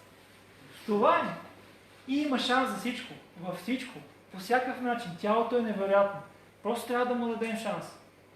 Чиста храна, чиста вода, движение, чиста менталност, покой, дишане, релаксация и така нататък. И нещата започват да се случат по невероятен начин. Започват лечебни кризи, търпете, не се отказвайте, не се оплашете. Много е сложно, много е трудно да минеш през лечебна криза и веднага сработва механизма болест. Веднага сработва механизма температура, страх, ще колабирам. Ама аз ако ми дигна над 42, тялото ще умре. Тялото никога няма да се самоубие, повярвайте ми. Освен ако вие не вземете един пистолет и не се гръмете. То е изключително дълбоко. В момента, в който прекалено много се затлачи и е дало достатъчно пъти сигнала, че имате високо кръвно налягане, вие не променяте начина на живот. В един момент се затлачва и задръства, просто инсулт, инфаркт, така нататък се заминава. Всички говорят колко са древни българите, колко са дълбоки, колко са мъдри и така нататък. Добре, щом са толкова дълбоки, древни и мъдри, защо ние сме на първо място по инсулт, инфаркт и рак? Къде е тая мъдрост и древност? Къде е тая сила? Къде е този български дух? Къде е? Сега ги наблюдавам. Заболязвате ли, че последните няколко години хората българите започнаха много да пълнеят. Просто много да пълнеят. Защо? Това, което не ни е обусловено е основно хляба и месото. Да, ама хляба и месото едно време бяха истински хляб, истинско месо. Колкото месото никога не може да бъде истинско, защото плът в стомаха образува гной и разни други неща, които не искам да ги разказвам, но обяснявал съм ги навсякъде. Може да видите. Но хляба е толкова много пъти модифициран, за да бъде това, което е сега. И отделно се е пръскан с много хербициди и пестициди, за да дава този добив, че той става единствено и само за фураж. И в момента българина, който е програмиран, че хляба му е най-важната храна, която аз от няколко години въобще много рядко ям, зимата от време на време хапваме, правим си ни крекери с едни безглутенови мелене си зърно. Видяхме, че хляба въобще не ни е нужен на трапезата. Но този хляб, който в момента се предлага навсякъде, той е точно този. Фуражен хляб за животно, за пълнене. На животни. На животни, не на хора. На животни. И ние, програмирани, просто се храним с този хляб. Това е. И този хляб, той надува, няма как. Този глутен, той е толкова много месен, толкова много мачкан. Тоест, тези нишки, колкото повече се меси, колкото по-дълго месите, толкова по-дълго и по-хубава е тази връзка глутеновата. Дори този безглутеновия, който си прави с лимец, просо, ръж и така нататък, просто слагам вода, помешвам бързичко и въобще нищо не меси. Всичко се слага така в такъв вид на хартийка, пече се и се консумира. И то предимно зимата. Сега се яде само плодове и зеленчуци. В момента това е най-ценното нещо. Глюкозата, набавете си глюкоза. Глюкозата подсилва кръвта и прави този очистителен процес на химическите. Тя химически разтваря в себе си отпадъците и ги отвежда през бъбреци и черен дроб. Пък зеленолистните зеленчуци, те са като абразива на гъбата. Те правят точно това. Почистват червата. Всички черва. Дебело, тънко и така. Те просто правят точно това. Има една ценна безслузаста диета на Арнолд Терет. Тя е точно това. Плодове и зеленолистни зеленчуци. Но за да стигна до тази диета, трябва лекичко да махаме месото, хляба, постепенно, поетапно, да вкарваме повече плодове, внимателно и така нататък. Вече стигайки до тази плодове и зеленолистни зеленчуци, прекарайки известен период от време, тогава вече можем да минем и на воден пост и след това да минем и на сух пост. Тогава вече леко по леко не може да си представите колко дълго време тялото чисти. Значи аз 2014 претърпях един инцидент, бях 14 месеца в болнични, инвалидна количка, патерици, един месец в инвалидна количка, 13 месеца, 14 в патерици, бастуни ходех и така нататък. 2 спинални упойки за вкарване в краката на метали и след това изкарването на част от метала.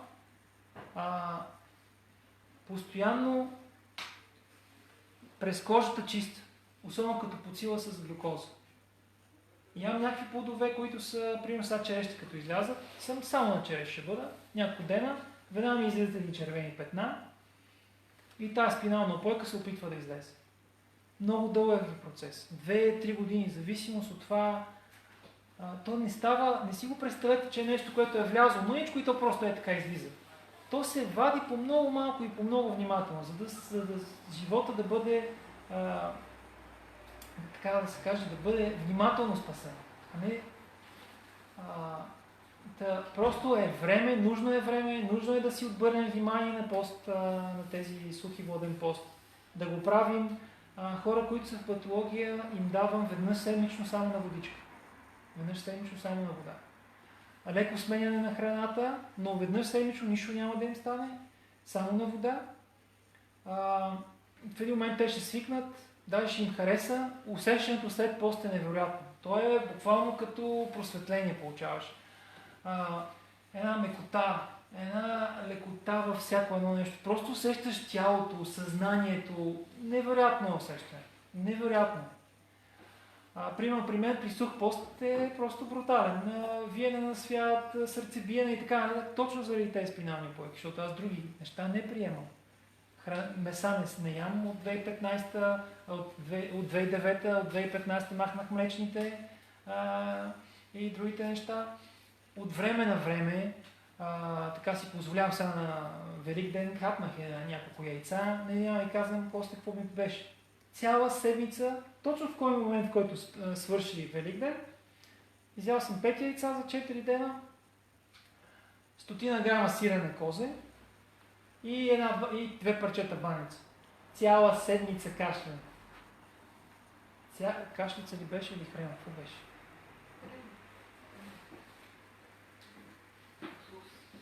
Постоянно тази слуса се опитваше да излезе. Значи тялото ми толкова е добре сработил всички механизми, че веднага почва да чисти.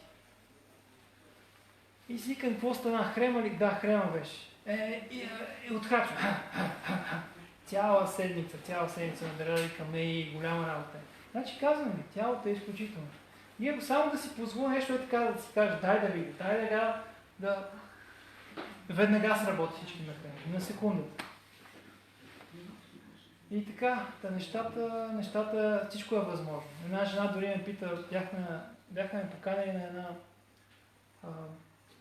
един алианс за хора с редки болести и там има генетични промени. Дали е възможно тази генетична промяна, наистина хромозомите са обърнати и така нататък. Аз вярвам, че от това състояние на божественост всичко е възможно. Че така ще се отворим за невидимия свят, че може би пък нещо да каже цък и да обърне тази генетична мутация и да спаси живота.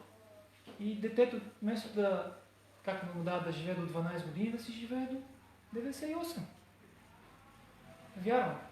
Но трябва родителите и цялата среда да бъде подкрепяща.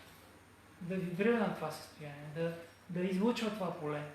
И съответно детето леко по леко и то да влезе в него, и то да бъде изтеглено и помагано и така нататък. И да се случат тези неща. Абсолютно вярвам в тези работи. Аз мога да говоря много, но искам и да беседваме. Ако някакъв въпрос ви изникна, искате да попитате. Помня, че преди направите си глюкоза за химично вещество. Или когато е химично замърсяване, казахте да направите си глюкоза. Какво е? Правя си глюкоза? Не. Значи въпросът е как си правя глюкоза, за да се очиста химично. Така. Когато глюкозата в кръвта подсилва кръвта и подпомага тя разтваря в себе си всички солус, отрови и така нататък и отвежда. Не си правя глюкоза, ами консумирам плодове в интегрален вид. Тези плодове ми дават нужната глюкоза и чрез дишането, правилното дишане, червените кръвни телца стават повече, белите кръвни телца или слустта, те хората повече казват, че всъщност белите кръвни телца са, не хората, и медиците, че белите кръвни телца са имунната система, че те защитават и те хващат, а всъщност глюкозата, когато кръвта има достатъчно глюкоза в нея и има порязване, аз това съм забелязал при себе си, само се отваря една капка и залепва веднага, защото има захар, има глюкоза вътре. Тоест, колкото по-малко бели кръвни телца, колкото повече червени и глюкоза в кръвта, толкова по-лесно и бързо изцелението. И затварянето на раните.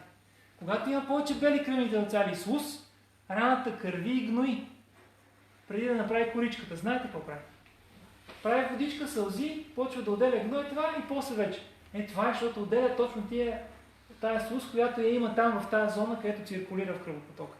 Всъщност не си правя глюкоза, а консумирам повече плодове. Това е. И сега лятото, плодовете, които консумират, стигат 70-80%. Някоя салатка, с някоя поръсено слънчогледно семе, сусамче и така нататък. Нещата се случват.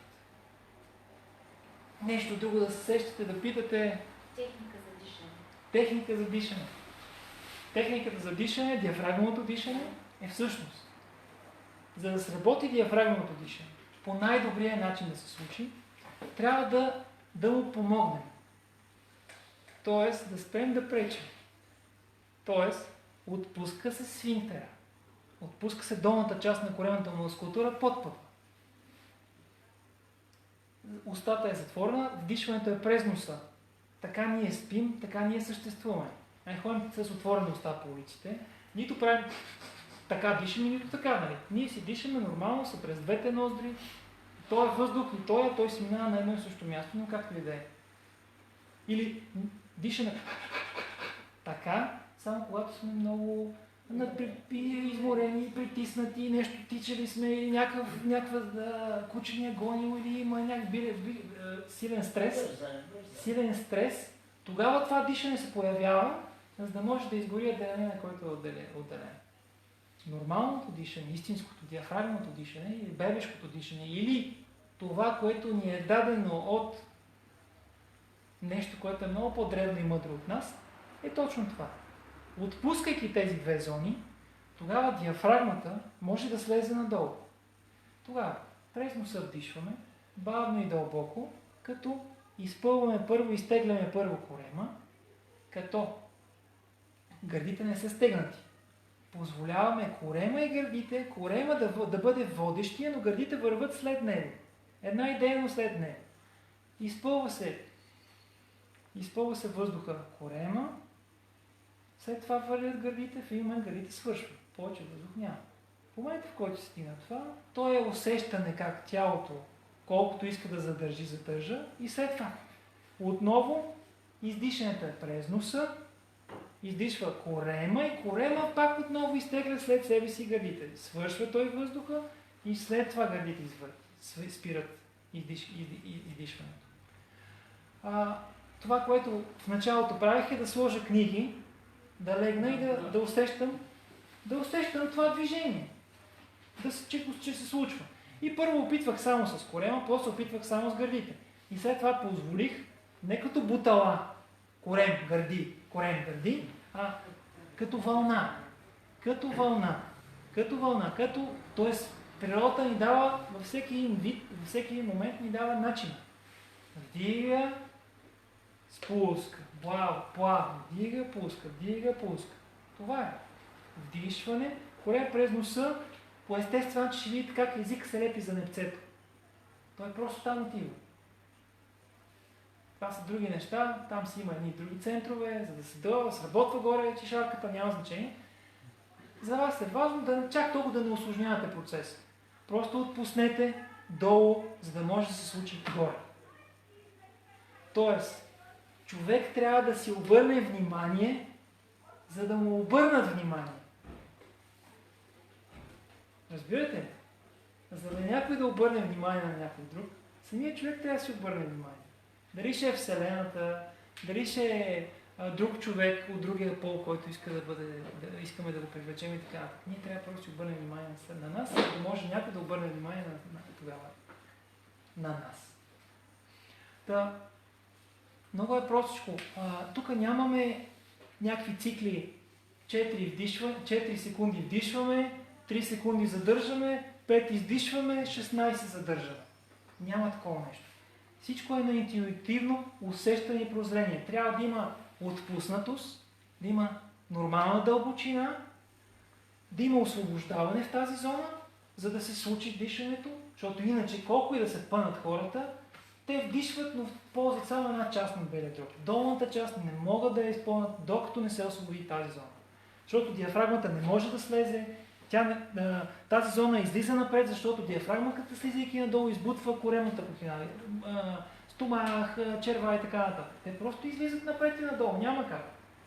Тогава се случва това дишане. Много е простичко, няма някаква специфична техника, просто отпускане, за да се случи процес. Нищо повече. И това отпускане, случване на процеса, вие ще си усетите. Някой път ще ви се задържа след издишване, някой път ще ви се задържа след вдишване и така нататък. Важно е да сте отпуснати и важно да е възможно колкото се може по-дълбоко. Нищо по-, но без много голямо усилие. Защото това е агресия. Това е отново агресия, това е отново напрежение, насилване на тялото. Нали разбирате? И трябва да се отпуснете. Без значение каква е болестта, която някой е нарекал, че имате. Просто трябва да забравите идеята, да забравите и да повярвате на себе си и че това, което се случва е правилност, да се отпуснете, отпускам се в ръцете ти, да бъде волята ти, т.е. приемам живота такъв какъвто е и нещата просто почва да се случват. По най-прекрасния начин. Ще има дискомфорти. Няма как. Ще има гадости. Няма как. Но, накрая има радост, щастие, без причина. Просто течеш и се радваш на блаженството живот. Прекрасен е живот. Прекрасен. Прекрасен. Наистина. Дори когато лежах с мачканите крака на легло и не можех да се движа и болката беше 24 часа, 7 дена в седмицата, от сутрин до вечер, не спираше. Спането няма ви казвам какво беше. Леко да мръдна се събуждах. Аз нито един момент не осъдих и не попитах защо ми се случва това на мен. Нито за секунда. През цялото време само отпусках, само релаксирах, само отпусках и викам няма да му преча. Нека то да си сработи. Добре, че бях с шина. На втория ден махнах шина. Въпреки тези операции, рязаници, шини, такива планки, метали, винтове, няма значение. Махнах шината и тялото, крака беше шпиц, не можеше да се сгъне грам, 1 градус, левия, десния, що годе плезено, сработваше и го видях, само го наблюдавах, никакви упражнения не съм правил. Леко по леко почна да се свива. След седмица почна да се свива сам. Сам кракът почна да се свива и това, което не може въобще да се свие 1 градус, просто се свие и до момента си клякам, ходя си, правя преходи и така нататък. Въпреки, че доктор не вярваше, че това е възможно, но ето, случи се. Дори за си... Как? Планински преходи. Да. Дишането и храната. Дишане, храна, релаксация. И в никакъв случай не казах, това е тежко, това е трудно. Никаква тежест, никаква трудност. Просто едно тяло с едни счупени крака. Кое му е трудното на това? Иска да живее. Да, иска да живее. Кое му е трудното на това тяло? Кажи ми. Нищо, просто едно тяло с едни счупени крака, с една болка. Голям прас. Тогава успях да мина отвъд болка. Просто болката за мен вече не съществуваше. Та беше като тази риза. Аз си усещам сега на кожата си. Да, и съм свикнал с тази риза. Иначе ми е хубаво да ходя гол, защото най-хубаво е да си без тия неща. Особено когато е топло и приятно. Вие много младец. Дете. Като за 43. Аз не знам колко са години, въпрос е, че Да. Тази година, юли месец, правя 43 години. но в един момент просто не те интересува възрастта. Минаваш отвъд цялата тази идея за възраст, за пол, за отношение. Всичко просто става една радост, едно блаженство. Радваш се на живота и с каквото можеш помагаш на хората. Това е. Затова правим това сега тук. За да се даде това нещо, което аз хармонирам и знам, че работи, защото приложил съм го върху хората, които ми повярваха и виждам резултатите. И съответно, и върху себе си съответно, разбира се, точно в тези процеси, тези моменти на тази болка, която преживявах месеци наред, която не спираше, видях как можеш да спокойно си живееш с нея, да си спиш с нея, да си ставаш с нея, да си ходиш до туалетна с нея, да се храниш с нея. И тогава, когато някой ми каже, трудно ми е това, казвам, моля, трудно? Каква е тая дума? Няма такова нещо като трудно. Трудно няма. Силата. Като изкараме чрез полето на покоя, тогава вече сме силни. Защото когато ние реагираме емоционално на нещо, караме се на някой, псуваме живота и така нататък, това сила ли е? Това проява ли е на сила или е проява на слабост? Слабост е. Защото ти реагираш. Ти не си достатъчно силен да минеш през тази ситуация без да трепнеш, да я видиш, да я осъзнаеш, да си научиш урока и да продължиш напред. Не. Тази ситуация остава в съзнанието. Постоянно се връща, постоянно има това осъждане, постоянно има този спомен и така нататък. И тази агресия спрямо. Това къде ми се случи, нали? Сещаме с 2 години. Типично, нали, което правят хората. Точно това правят. Постоянно връщат или да се покажат мъже и така силни и така нататък. Какво са минали, как са го минали? Всъщност нищо не са минали. Те просто са едни припламващи същества, които захранват едни други същества, стават видими, стават местни във време и пространството, чрез тези емоции. И тук насетне живота почва да го наричат кошмар. Аз го наричам блаженство и прелест. Защото живота наистина е прекрасен. Във всичките му измерения.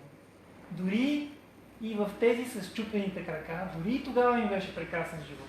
Защото знаех, че аз нещо сработвам тогава. Аз работвах мекота, гладост. Тук е емоцията. Да изпълня адреналина. Нали? Мъж. Обаче в същото време, когато му кажа, приложи тази методика за 1 месец, издържа 2 дена, 3, големите мъже и умират. Още на старта умират. И казвам, къде ви е силата? В мускула ли? Или в устатността? Като псувате и се държите арогантно с хората? Или там ли ви е силата? Аз знам. Те точно там, точно това са хора с огромна празнота, с големи комплекси и така нататък. Силата е когато не трепваш. Силата е когато виждаш и осъзнаваш. Точно там е силата. Да минеш през това нещо, да го разбереш дълбоко и то никога повече няма да се върне в живота, защото ти си го разбрал. Но докато реагираш на това, което се случва, до тогава Вселената ще го подава, за да се научиш на приемане, на нереакция. Много е интересен живот. Съвършен е, прекрасен, но ни е даден и е кратък. 100, 120, 130, 140 години. 200 да са. Пак е кратък. Пак е кратък. Тоест той свършва. Тоест докато сме в тези тела, имаме това време да направим тази нужна промяна. Или ако не ми вярвате, така казвам на хората, окей, не ми вярвате. Приложи за 3 месеца. Само за 3. 30, 40, 50, 60, 70 години си живял по твой си начин. Айде приложи моя за 3 месеца. За 3. Не за 10 години, за 1, за 2, за 5, за 10, 15, 20. За 3 месеца. И да видим тогава какво се случи. Ще минеш през учителни кризи, черни кризи, болки и така нататък. Да. Ма 3 месеца издръж. И да говорим след това. Ето това е. И тогава нещо ми кажете на мен. Тогава да говорим за това или за онова, за правилност и неправилност. Когато си минал и имаш опитността, тогава застани пред мен и ми го кажи очи в очи. Да, аз минах през тази опитност, тя не работи. Елай ми го кажи. Нали? Това е истина. Защото аз това, което говоря, не само е минало през моята опитност, но е минало през всички останали хора, които са покрай мен, през тяхната опитност. И те виждат как се работва това нещо. И виждат колко е силно. Затова аз съм убеден и аз заставам за всяко нещо, което говоря. Заставам твърдо, непоколебимо и казвам, това е моето становище. Както Христос. Казали съм, отречи се и ще те спасим. Няма да те разпъне. Той не се е отрекал. Той си е вярвал в любовта, вярвал си е в полето и така нататък. Исус, който е развил Христовото съзнание, което е този покой и тази любов, за която говорих в момента. Всъщност, ако ние седим и коленичим и говорим Исус и така нататък, нищо няма да направим. Значи ние трябва да станем като Него, да проявим Неговата божественост. Той ни го е показал това нещо, чрез начина си на живот. Ако може да се вярва на Библия, на каквото и да било. Буда, Мухамед и разни други хора, Хермес Трисмегист и така нататък. Тези древни хора, от които са тръзнали разни течения, които са станали религия, вместо да станат начин на живот, те са станали религия. Тези хора са показвали чрез начина си на живот това поле, божественото, на любовта. Всичките тези неща говорят, всичките тия религии говорят за едно и също нещо. За любов. Ама, обичай Бога. Какво значи да обичаш Бога? Да клекне и кажа, о Боже, обичам те, ти си там някъде на... Не. Да обичаш Бога, това е да живееш в полето на покоя. Това е любовта към Бога. От това поле ти изразяваш тази любов. Ти си божественост. Нали? Особено като почнем да пеят и да декламират едни молитви, дай ми сила, дай ми това, дай ми онова, Господи, който си на небесата. Какви небеса, бе, хора? Къде са тия небеса? Там ли е някъде? И аз с ума си, с обособения си ум, почвам да си го представям как е на небето и той ми помага. Всъщност, за да можем да се включим към това поле, което да ни помогне, ние трябва да позволим и да влезем, да се включим в щепсел, в контакт на божествеността. А това е полето на покоя. Това е полето на покоя.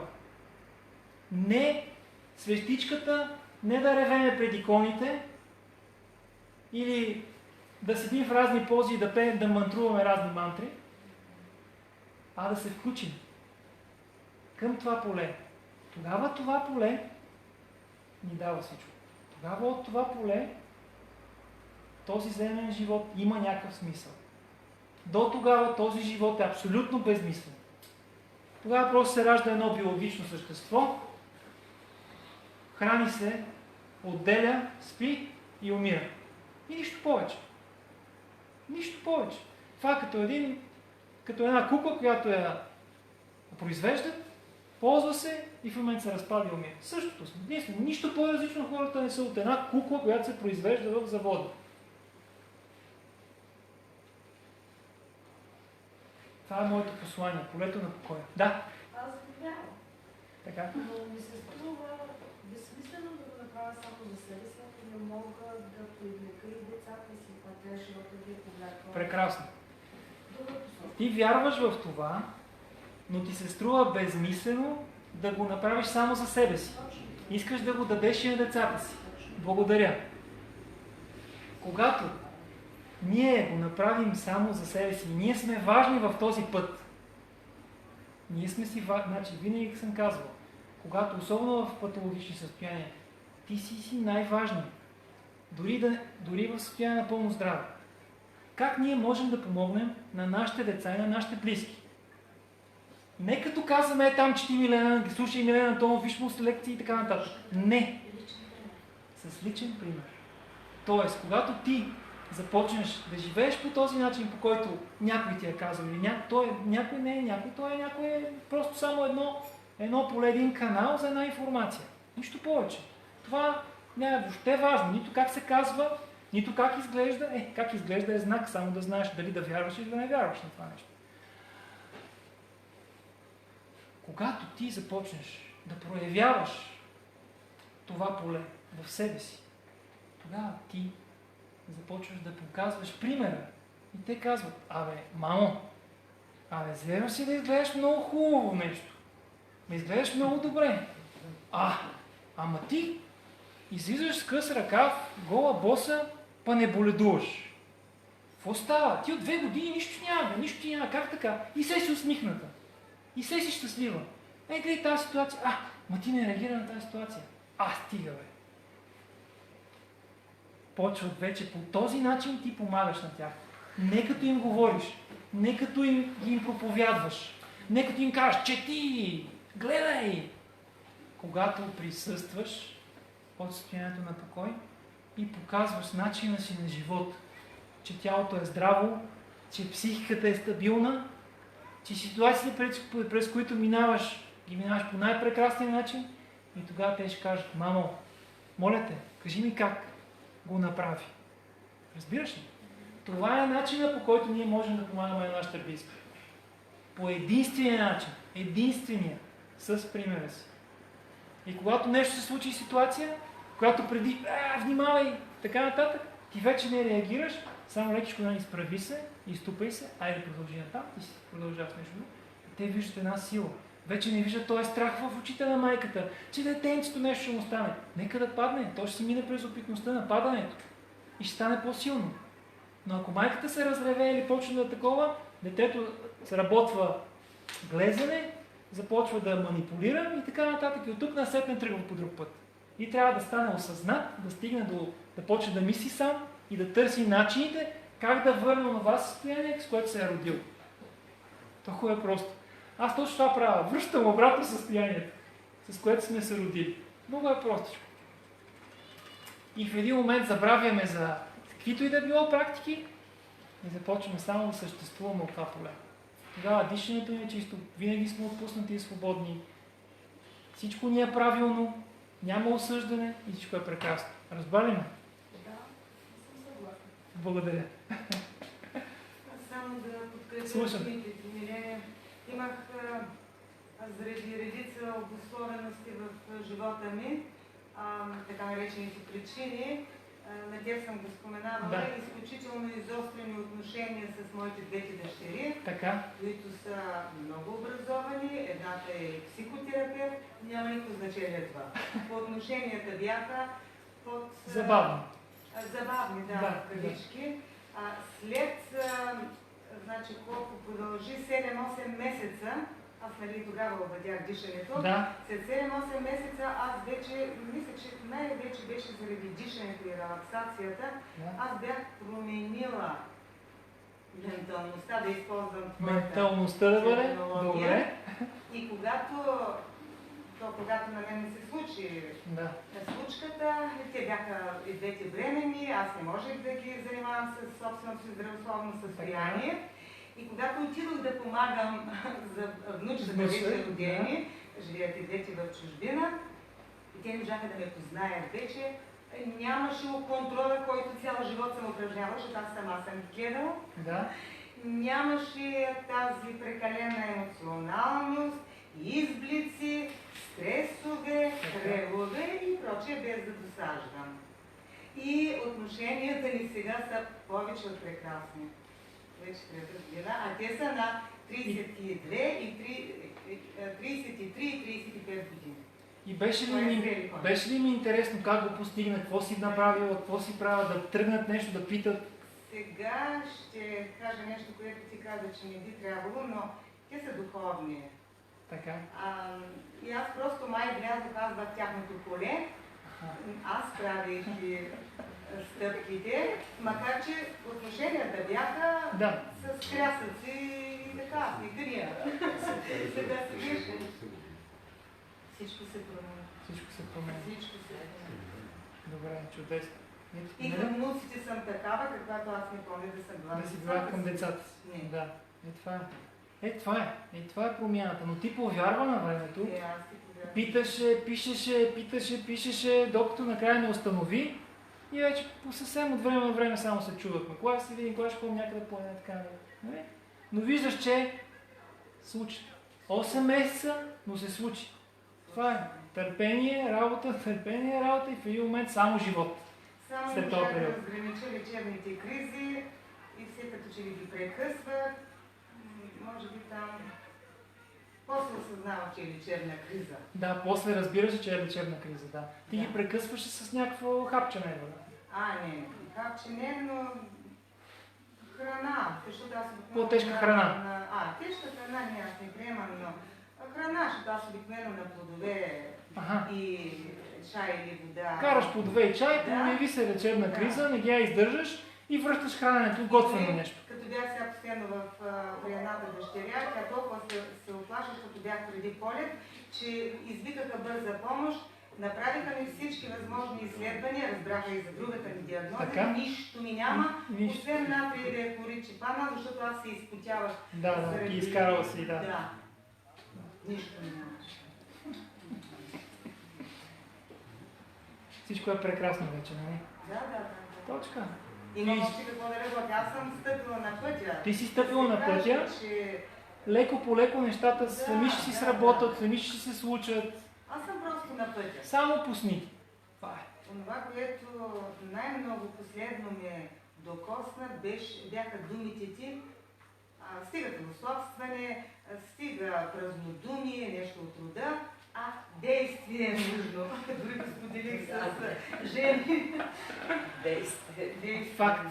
Нужно е наистина действие, за да сработиме промяната, да започне да се случва. И леко по леко, просто да имаме търпението да се случи. Слушам. Аз да питам нещо. Да.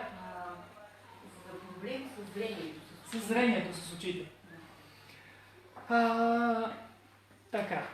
Винаги очите са знак, че нещо отказваме да видим в живота. На психологична и психична духовна зона. Значи трябва първо да видиш и да усетиш. Всъщност не е нужно да търсиш какво отказваш да видиш.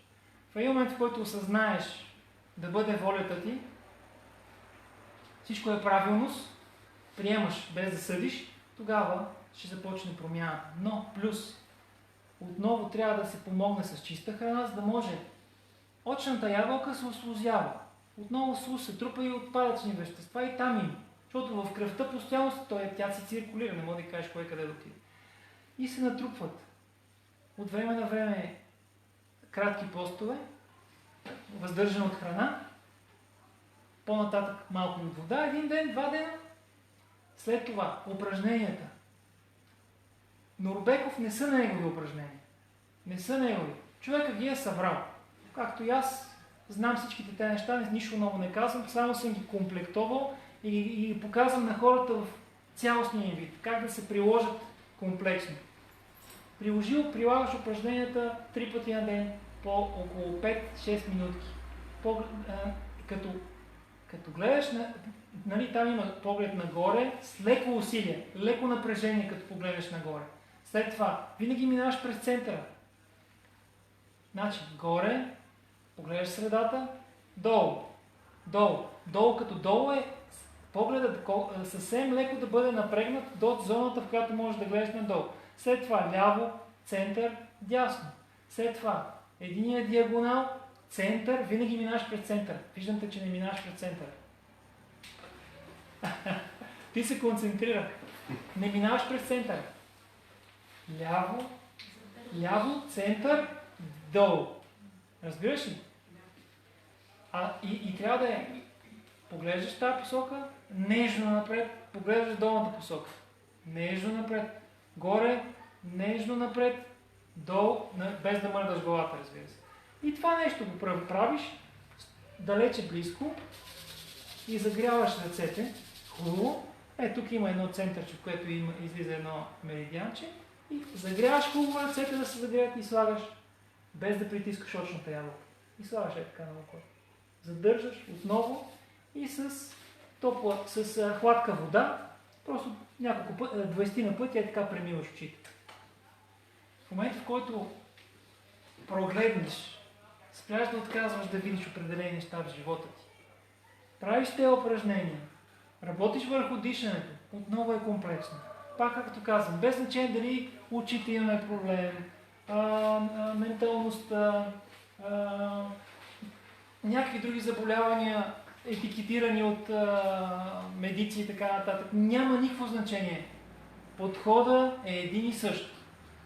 Менталност, дишане, релаксация, движение, хранене.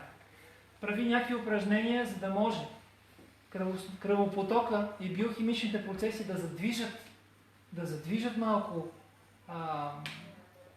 да се раздвижат малко, за да може по-бързо да бъде отделянето на отпадъците от точната ябълка. И ще стават нещата. Първо тогава да стане. Кое е първо? Това, което не мога да...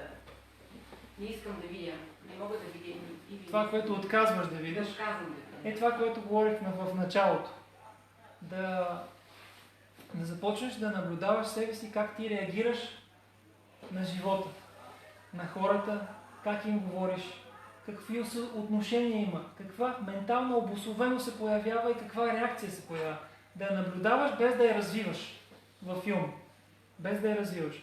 Тоест да започнеш да присъстваш в живота. Колкото повече присъстваш, толкова по-малко имаш минало и бъдеще, толкова повече имаш настояще. И в това настояще ще започнеш да приемаш всичко, което се случва и тогава казваш да бъде волята ти. Оставям се в ръцете ти. Тогава няма съдене. Тоест тогава няма за тебе нещо, което е грешно. Това не е така, това не го харесвам, това не искам да се случва така. Тогава го няма. Тогава го има само живота, който тече пред очите ти. Такъв какъвто е, без да го определиш. Без да го осъдиш. Има дразнители и всеки път по един и същи начин. Искаш по другия начин да реагираш, обаче пак по същия начин започваш. Просто защото дразнителя го има. Дразнител е един и същ и реагира по един и същи начин, или? Аз реагирам по стария начин, въпреки че искам по другия да реагирам. Защото дразнителя ми е същия. Така, винаги дразнителя, идеята за дразнител е вид обусловеност на ума. Тоест, това, което ти виждаш и го наричаш дразнител, ти не го приемаш. Нали така? Не приемаш това, което виждаш. И казваш, слагаш му етикет дразнител. И в момента, в който е дразнител се появи, ти вече си в дразнението. Защото ти вече си обусловила себе си да реагира на дразнител. Сващаш ли? Тоест има дразнител, аз реагирам така. Да. Няма дразнител, аз не реагирам. Обаче появява се, реакцията веднага се появява. Веднага същата. Така. Защото и дразнителя е със същата реакция, като предния път. Значи винаги реагира. Какво правим? Именно. Значи така. Аз съм същия проблем. Трябва работа, за да се реагира по новия. Както каза. Същия проблем. Както каза. Как ще приема? Сега ще обясна как се приема дразнител. Значи, винаги в живота ни, за да ни направят по-силни, постоянно ще ни дават тия дразнители. За да започнем да ги приемаме. Нали така? Тоест да махнем етикета дразнител и да сложим етикет, или по-скоро не точно етикет, ами да видим божественост. А в този дразнител да видим някакъв вид божественост. Нали така? Тоест, този дразнител не е точно дразнител, а това е Бог или там, каквото го наричат, не е без значение, който се проявява през този дразнител. Той се проявява. Тоест, аз реагирайки на този дразнител, аз осъждам Вселената, че тя е такава несъвършена и я създава точно този дразнител, точно през този момент, точно в този моя живот, точно в този моя сексия. И аз постоянно съм тази Вселена, която е толкова проста. Как може да е толкова просто да ми създаде този дразнител точно пред мен? Аз го разбирам това нещо, но мисълта ми е, че същото се получава всеки път и аз просто по навик реагирам по същото. Сега, за да може да се случи, да се наблюдаваме. за да може да се случи излизането от дразнителя и да не реагираме веднага спонтанно, за това давам 2 пъти по 30 минути дишане. 2 пъти по 30 минути дишането, сработва едни механизми. Бе, човек, аз дишането ябълката до мен и пак не става. Трябва да си сам. Трябва да си сам. Тоест, трябва да си сам със себе си. За да осъзнаеш кой си ти. И кой е този, който реагира. И да видиш, че този, който реагира, не си ти. Ти си този, който наблюдава ония, който реагира.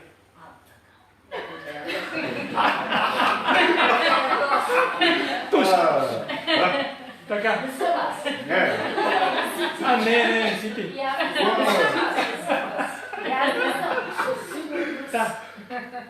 В момента, в който си имаш твоите 30 минутки, не с някой друг, твоите лични 30 минутки, леко по леко започва да се работва един механизъм, казва се, тук има една хара му казваме, като се занимава с бойни изкуства, бях сенпай, старши член, карате бо, големата работа, доколко в момента, в който не разбрах, че бойните изкуства поддържат агресивността в мен. Тогава ги отказах. Занимавах се дълги години, 12 години с карате, уинчун, тайчи, тайчито той е мек стил, бокс играех, самбо, айкидо и разни други неща. През доста неща минах, доста травми имам, докато не осъзнах, че всъщност това не ми развива магнетизма, ми развива агресията. Точно там разбрах, че тук има една хара, която се получава един енергиен баланс при дишането. Тоест, тогава личната сила при дишането става по-висока. И с тази лична сила, тя е невидима, неосъзната и неразбираема. Но в момента, в който ти започнеш промяната, малко по малко, ще видиш как леко избледнява идеята за дразнител с времето. Защото харата и това поле тук си разгръща много добре едни механизми на лична сила и на добро разгръщане на тоидалното поле. И в този момент ти започнеш, ще махнеш етикета дразнител, малко по малко той избледнява и изчезва. И тогава вече Вселената ще се чуди какво ти подаде, за да те види, но силно ще те изтества.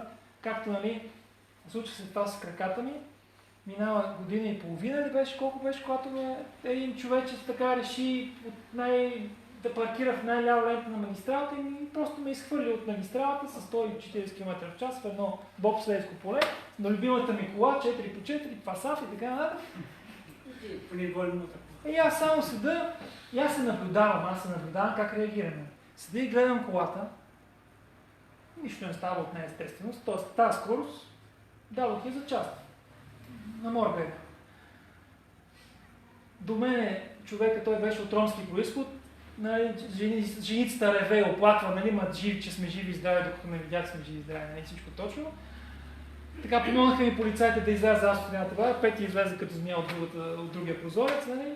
Тя беше така. Само седа, наблюдавам си всичко, той човек до мен е цигара от цигара, абсолютно никаква реакция. Любимата ми кола вече няма. Тоест, аз позволих това, което е влязло в живота ми, да го ползвам, докато мога да го ползвам, и след това му го пуснах да си тръгне. Защото каквото и да направя, аз виждам, че от това кола не става вече. И като се разрева, какво ще направя? Ще свигна, ще стегна, ще си отдела адреналин, ще се окисува и така нататък и пак ще заболееш от нещо си някога си. От тялото то си пази, то не сработва веднага. Или, примерно, ще бъда в депресия 2-3 седмици. Защо? Нещо друго ще дойде. Така се случи, че аз така не че мислех след време да я продавам, изкарах двойно повече от застраховки от гражданската отговорност и това, че я дадох за части. Двете суми ми си дадеха двойно повече, отколкото ще да я взема ако я продам. Нали разбирате, че живота и Вселената много добре ни сработва всичките механизми. За да видим ние, ще позволим ли да си тръгне това, което е вкопчили ли сме се, обословили ли сме се от него. Много е интересен живот. Съвършен. И така. Друго да се сещате, което така да ви интересува живо. Релаксацията ще помогнат ли при тремор? Абсолютно. Абсолютно. Тремора, това са състояния, в които нервните окончания са затлачени. Тоест, представи си една батерия, която се окислила или раздяса от една страна и не дава добър контакт. Или кабели, които са вързани за батерия, но едната страна на кабела е раздясана. И винаги какво правим? Леко зачистваме с шкурка и тогава контактът го съществува. Същото е и при треморите. Тоест, Паркинсон и такива неща, всичко се оправя. Но трябва време трябва практика, докато не се сработи полето. Полето сработи ли се, тогава механизмите се разгръщат и тогава всичко изчезва. Моля? Но не разчитай само на дишане и релаксация. Не разчитай само на дишане и релаксация. Хранене, движение, ментално. Ние сме медицински лица. Контролирай се. Контрол. Горе-долу. Така. Браво. 2 пъти съм на смъртта била. Аз лично. Колкото ме гледате човек. Като казах няма да умра, още Това е. Ама верно е, тя беше на 8 месеца дъщеря ми и то ми ме познава в болницата и аз казах, той няма да стане. Другата ми се радва, че на 4 години по-голяма. Тази плаче от мен, аз Това е. Викам, няма да си оставя мъжа и деца. И Има сега останах самичка, мъжа ми Бог да прости, така се отиде, нали? Не сме разбирали някои работи да помогнем. Факт, тялото се затласва. Сега се учим се още. Добре, радвам се. И аз останах сама, тъй до 1 година-2, трудно ми беше много, обаче после като казах, ние останахме малко друг, само тя и това момче, дето беше тук и аз, това сме ни наши. Нищо е приятел на Нелитота, малко сме повече. И става въпрос, че аз съм нужна.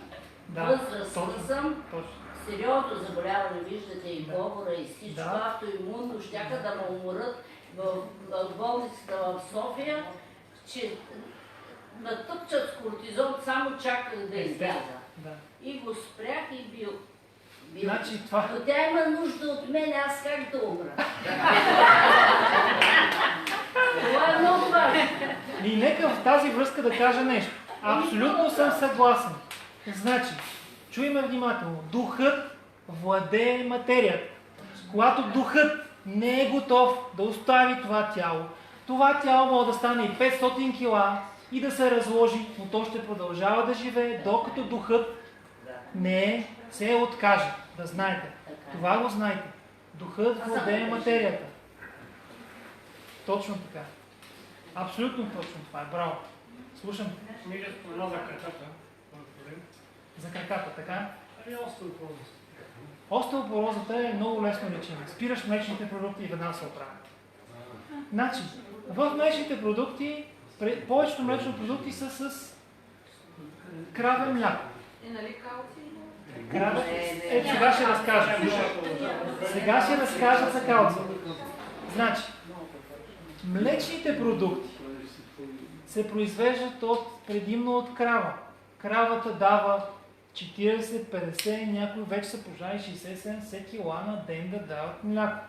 Естествено, че гледат крави, за да тегат това мляко, а не кози, които дават по литър това. Така, кравето мляко, млечната молекула, протеиновата, белтъчната молекула казеин е огромна. Не се използва. Тя, за да бъде разградена от тялото, тялото вади калция от костите и я разгражда и я освоява. Като нямаш калций в костите, остеопороза. Махаш млечните продукти и всичко се оправя. Казина в овчето и козето мляко е по-малка е молекулата, там е по-се разбива, по-лесно е такова, но отново извлича калция, за да се обработи. В млякото няма никакъв калций. Яйцата също. Яйцата белтъка, що годе, но жълтъка не дава. Значи това, което дава калций, директно на тялото, т.е. ядеш и се усвоява калция, това е сусановия тахан, сусана във всичките му видове. Суров, накиснат, тахан и така нататък. Сусана във всичките му видове. Слънчогледа, семето, бялото. Това беленото продава го навсякъде. 3 лева ли беше килограма? Не е кой знае колко скъпо. Така. И бадема. Просото също. И бадема. Суров накиснат вид. Ядчиците си ги белете, за да може, особено когато е в патология човек. плодовете се белят, чушките се белят, т.е. всичко, което е с някаква люспа, всичко, което е с някаква... Не, така не е добре. Естествена светлина. Благодаря. Всичко, което е с някаква люспа и има семчици, има някакви тежки неща за обработка от стомаха, се махат, за да може, да, бели са ябълката, наистина, при тежките патологии, за да бъде по-лесно да бъде усвоено обработено от стомаха и да не отделя прекалено много енергия за обработката и усвояването на хранителните вещества. За да може да има достатъчно енергия за другите изцелителните процеси. Да се капсулира зоната, която е с някаква патология, да се освободи и така нататък. Та всъщност това е мит, че тялото усвоява калций от млечни продукти. Това е абсолютен мит. Абсолютен мит. Значи тук заставам и ви го казвам директно и ясно и точно. Ако искате тялото да бъде снабдено с калций, това са от тези продукти, които казах. Сусан, слънчоглед, бадем и има и разни други, но когато човек е отворен вече за този начин на живот новия, той ще си намери кои са източниците на калций. Но само да ви кажа, в момента в който тялото започне да се храни, диша и реагира и отнася към живота правилно, всичко си е в синтез. Всичко, което има нужда, прави алхимичен процес и каквото сте му подали, цак, цак, цак, цак, цак, цак, като купчето Рубик, и ето това ми трябва тук, ето това ми трябва там, ето това ми трябва там. То е съвършено. Винаги помнете, тялото е съвършено. Съвършено е. И всяко нещо то се случва. Само трябва да му позволите, това, което започнах от началото. Позволете му да се случат процесите. Нищо повече. Бъдете в полето на покоя. И там сте в истина. Там сте в живота. Иначе не сте в живота. Нещо друго да се сещате? Кафето. В никакъв случай. Кафето в никакъв случай. Значи, пак да кажа. Месо, риба, яйца, сирене и кашкавал и мляко. Киселото вече е нишесте, знаете, че няма никакво кисело. Така, бяло брашно, бяла захар, кафе, алкохол, цигари. Кафето какво прави? Пиеш и всичко, което е случайно някакво витаминче някъде има свежичко, пресничко, кафето го изсмуква и го изпишва. Всичко. Те това прави кафето. Да, прекрасен диуретик е. Срещнах един човек, българин, проповядващ мюсюлманство, т.е. исляма, проповядващ исляма, но той си е българин. За мен няма значение кой какво проповядва, вярата си е на хората. Всеки да вярва в каквото си иска. Този човек беше спрял храната беше в 3 или 4 стадий на рак, събираше вода и така нататък по стомаха и така нататък. Беше си усетил 17 или 20 дена, ли каза, е минал само на вода и 3 кафета на ден. Колко е интересно, как си е усетил, че това кафе му изкарва тази вода, която се събира в тялото. 10 години след това е жив. Значи смятате, 3 или 4 стадии на рак. Но той е казал това, само едно не. Значи, този човек му е трябвало. Ако ще пиеш кафе, нека да е много късо. Супер късо, ама супер късо, като италианците, те не са глупави. Те взимат есенцията на кафето най-полезното. 2 глътки, 3 и това е. Не това кафе, къде се ригаваме цял ден на него и така. Не. То си има добрите свойства, когато е нужно, както при този човек. Той е усетил и го е сработил този механизъм и е отделил тази вода. Но второто нещо, което му помогна е, той е казал първото да кажем, да бъде волята ти. Каквото си решил за мен, това да бъде. Отпуснал се, освободил се от всякакви видове страхове от смърт и така нататък.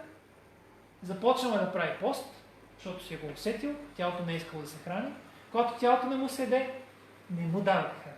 Когато на тялото му се спи, спе.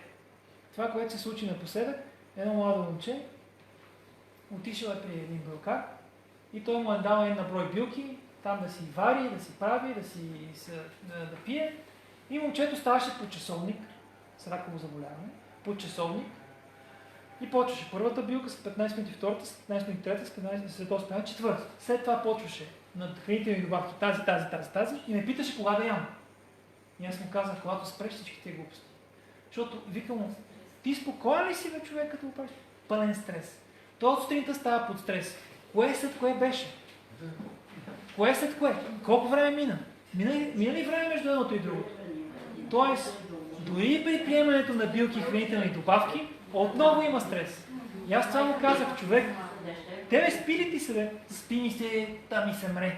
Викам, човек, спи колкото можеш и пи тия билки от време на време, която ти дойде и така нататък. Тоест да може той да усети интуитивно в кой момент на тялото му трябва билката, на тялото му трябва съня и така нататък. Съня е най-добрият изцелител. Най-добрият изцелител. Особено когато има патология. Спи ли ти се, спиш, не се насилваш да спиш, но слушаш тялото си. Когато има нужда, лекичко се отпускаш и спиш, за да може то да сработи механизъм. Но трябва да има и правилната храна, и правилното дишане и така. Отново да не повтарям всичките неща. Знаете за какво говоря. Рибата защо? Не рибата защо? Да, Уж полезно. да. Няма полезно нищо. Два пъти на седмица се казваш рибата. Да, естествено, че казват много неща. Сега рибата е плът. Когато влезе в стомаха, образува гной. И се обработва много тежко. Отделно, тази риба, която ти ядеш и която я намираш на пазара, тази риба се храна с едни много специални смески. Тези специални смески развиват едни много специални микроорганизми. След това се чудиш тия микроорганизми и това тяло се чуди какво да ги прави. Дори почнаха да вече да ги снимат как в хладилната камера седи и между мускулните влакна излиза едно бяло и се движи и в момента, в който наближи камерата да го снима, то се скри. То се скри, значи то вижда.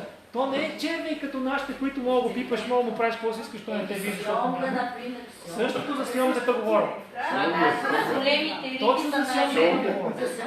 Точно за сьомгата говоря. Излиза това паразитче в хладилната камера, прави си така и те вижда отгоре на всичко. Гледате! Да, в момента, просто за това ви казвам, трябва да усетите кой канал да хванете, на коя енергия и на канала на правилната информация. Разбирате ли? Защото почва сега това и като почва да ми задавате ни въпроси, леле фарса за главата, както сте.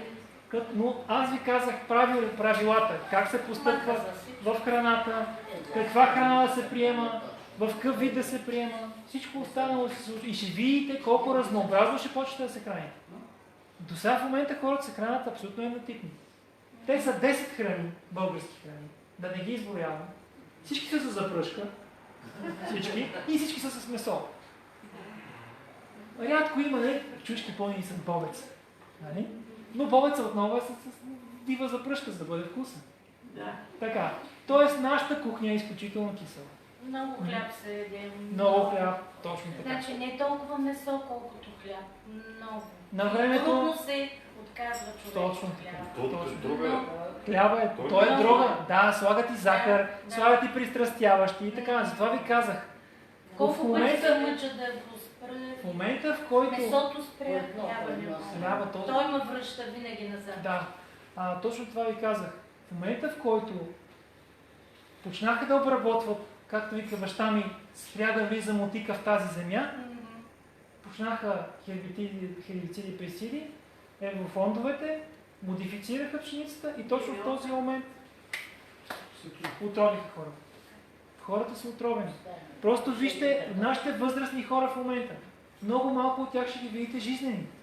Значи те са така. Така хора, прегърбени, с подпухнали крака. Все по-млади хора. Стават все по... Значи в момента, на времето, ти сигурно помниш, на времето кога се диагностицирал човек с високо кръвно налягане. След 50 години, нататък. А сега децата. Сега децата са с високо кръвно налягане. Повече някакво да говорим. Не нищо за пулс, какво препоръчваш? Дишането и релаксация. И Сърцепиенето, пулс. Ето това е. Значи, отново, прилагайки тази методика, тази храна, с това дишане, с тази релаксация, в момента плаките, атеросклеротичните плаки в тръвната система леко по леко ще започнат да се разтварят, като добавиш повече глюкоза, т.е. повече плодове в менюто, кръвта ще се подсили и тя ще почне да разтваря, да разлага и да отвежда това нещо. И леко по леко пулса ще се оправи, кръвното ще се оправи, абсолютно всичко ще се оправи. Това е. Кажете за полбрек. Полбрек. Да. Да. За гладуването, за... Също. То си е това. Точно това е правило човека. Нали? Въздържал се от храна, хранил се с чиста храна и така. Също нещо, което казва. Значи за да добре, така. Той казва да съхраним нервната сила, това, което ти обясняваш. Да, Точно това е. просто аз съм събрал всичко на едно място. Не говоря само за храната и само за гладуването. Разбирате ли? Затова казвам внимателно. Променете храненето, променете това и то нещата ще се наредят. Слушам. Имам един въпрос. Имаш ли мнение и какво мислиш за аутизъм? Аутизъм. Да. Значи аутизма... Питам те, защото сина ми е... Да. Много често се отключва от ваксина след ваксина аутизма. Аз отново вярвам тук, че ако добре се изчисти кръвоносната система, т.е. да се махнат глутеновите храни, никакви антибиотици, абсолютно никакви химикали, под никаква форма, дори температура да дига, даже температурата е знак, че имунната система работи, това е вид имунен отговор, и започнеш ти покрай него да разгръщаш полето на покоя, за което говорихте, те нямаш в момента изгледа видео, то ще бъде на стената ми във Фейсбук. Ще усетиш какво говоря, защото ти се занимаваш с хубави неща. В момента, в който се взеш това поле и му даваш правилната храна, колко години е? Ами сега на 13. На 13 години. Тоест, някои неща осъзнава, някои не осъзнава, не така? Ами не, той в общи линии с синдром на Аспергер, това е високо функционален аутизъм, в смисъл Да. малко е по-напред, колкото аз някога бих могъл да бъда. Малко е Но пък други неща. Други неща не сработват, да. Храната, дишане, тия неща. Значи аз питам от гледна точка на това, че ние сме направили страшно много през годините, нали, и тези неща, които ти кажеш. И той е на много строга диета, без глутен, без захар, Как се повлия? прочистване на кръвта. Добре. Ами, изключително добре. Значи, се повлия, нали? Много добре, да. Добре. За мен просто това, което направихме, обаче дойдох до един етап, който наистина всичко, което сме направили, е казал ефектно. Аз искам още, но просто това до тук е окей, до тук сме стигнали, но искам още и още. Добре. Знам, че има някакви... Това, което вярвам аз е, той не знам дали ще можеш да му обясниш да сработи дихателната практика. Съмнявам се. Трудно е, да. Аз занимавам с дихателни практики, ми е трудно. Най-вероятно ти е трудно да му го обясниш. Полето, което можеш да създадеш, което може да те изгледаш и разбереш, за да не повтарям всичко, той да присъства в това поле заедно с теб, доколкото е възможно. То ще му въздейства в момент със сигурност, но наистина ти трябва да много дълбоко да го установиш в себе си. Това полето на покоя. Тази божественост, това сливане и единение с всемира. И аз вярвам, че след като ти си приложил хранене, нещата, релаксации, някакви движения, масажи, правиш ли му? Ами не, такива неща. Започни да му правиш масажи, за да може и то масаж, в който да си от това състояние, от състоянието на покой, от това състояние да му ги правиш тези неща, без очакване. Не чакай нещо да се случи в някакъв момент. Без желания, без емоция, без нищо. Тоест да проявиш божествеността си чрез действието. Масаж, разходки, качи го на 2000 метра на морска, заведи го на Бел Макен за една седмица. Там разходка, преходчета, отново масажи, за да може този кислород хубаво да влезе. Значи това за мен е някакъв биохимичен процес в мозъка. Там му е ключенцето. В един момент то да успее да го обърне този процес, да го изчисти, да го освободи и ще стане работа. Но там малко трябва много дълбоко състояние на божественост от страна на родителите. Тоест полето, което можеш да излъчиш, то би могло да промени това нещо. Мисля, че е възможно. Хранене, дишане, живеете в Русе, от Силистра, така, в града, в Панелка. Добре, провери геопатогенни зони там, където спи. Плюто и това въздейства. Тоест то намалява изцелителния процес. Но да, мрежите на Хартман също, но те са, може да спи, но тя е точно зона 2,50 на 2, изток, запад, север, юг, тя е по-сложна. На село ходите? Сега цяло лято сме на Браво. село навън. Браво, това е. На село навън, слънце да го грее, слънце да го грее, босичък да ходи. Босичък да ходи, за да може да прави този, да има този ефект долу, знаеш, на ходилата колко точки, колко зони има, запознати. Но за мен е, да, тия неща плюс най-важното е полето. Да създадеш това поле и да му го, чрез масажа да го вкарваш там. И мисля, че ще стане работа. Смисъл за това питам просто за да Вярвам. видя и още неща. Вярвам. Значи прави за геопатогенна зона, масажа и това поле. Изгледай видеото, ще го разбереш. Съм сигурен, че тези неща с храненето и с пречистването работят, защото съм ги видял. Работят, със сигурност. Да, но не са достатъчни. Трябва да минем отвъд това. Тоест менталността. Те пък в менталността те да са отключили и са свързани към много интересни канали. Знаят много неща, смисъл. Не мога да изтъпим на малкия пръст. Точно много ми е интересно. Явно някакъв център в мозъка, но е в дисбаланс, няма хармония.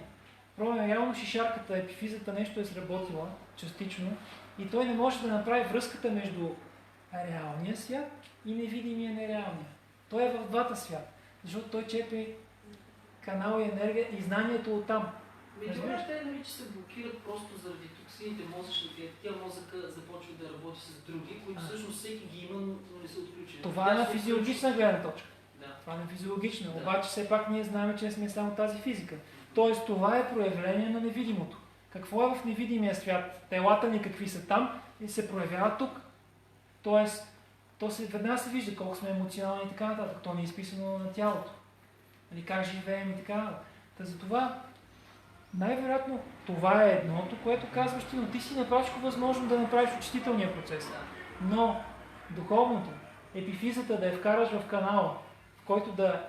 Защото сега повечето хора те полудяват, защото не могат да осъзнаят кое е реалност, кое е нереалност. Те живеят в двете измерения, живеят в трето, четвърто и между измеренията. И тук насетне се губи връзката. Затова не съм говорил, няма да говоря, това е по-друга тема. За нисши астали, нисши духове, как се влияят, как ставаме видими, как те се захранват от нас, как се залепват за аурата и така нататък. Също, направи една киприянова молитва.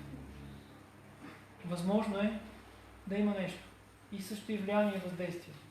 Но то е предимно точно това. След ваксина, сработване и създава се един дисбаланс и този дисбаланс, как ти го обясня, като една реакция, която се върти постоянно. И отрави. Тази реакция трябва да бъде стопирана, да спре отровата и тогава ще се случат нещата. Гаранция ти давам, вярвам в това. Но трябва да разбираш полето. Масажите, нещата, дишането си работиш, така че диафрагмото, тези не ги прилага и холотропното. Не, никакъв случай. Да, само диафрагмното дишане. То си е чистото, бебешкото, нашето си изначално дишане. Дори и аз на курсовете казвам на хората, че природата ни е създала орган за дишане, ако дишаме през носа, няма как да се навреди никакъв холотроп, дишаме през устата и вече какво се случва. Точно. Това е. И това е. Мисля, че ще стане. Нещо друго да се сеща. Геопатогенни зони. Трябва да намериш, то се усеща. Значи, когато има геопатогенна зона, тялото се свива и бяга от нея. Обърнете внимание как спите, как се завъртате на леглото. И ще усетите. Другия вариант е да намерите радиестезист, който да дойде с багет да го фане. Да замери. Това е. Но самите вие може да усетите геопатогенна. То се вижда. Аз си казвам, как спиш? Тук съм се свила. Викам, да, защото точно е тук минава геопатогенна. И тя бяга в геопатогенната зона. Просто много е интересно. И просто изместваш леглото по някаква... И винаги главата трябва да е на-твърдо. Тук трябва да е леглото опрено. Главата да е в стената, към стената. Да не е към врата, към въздух и така нататък.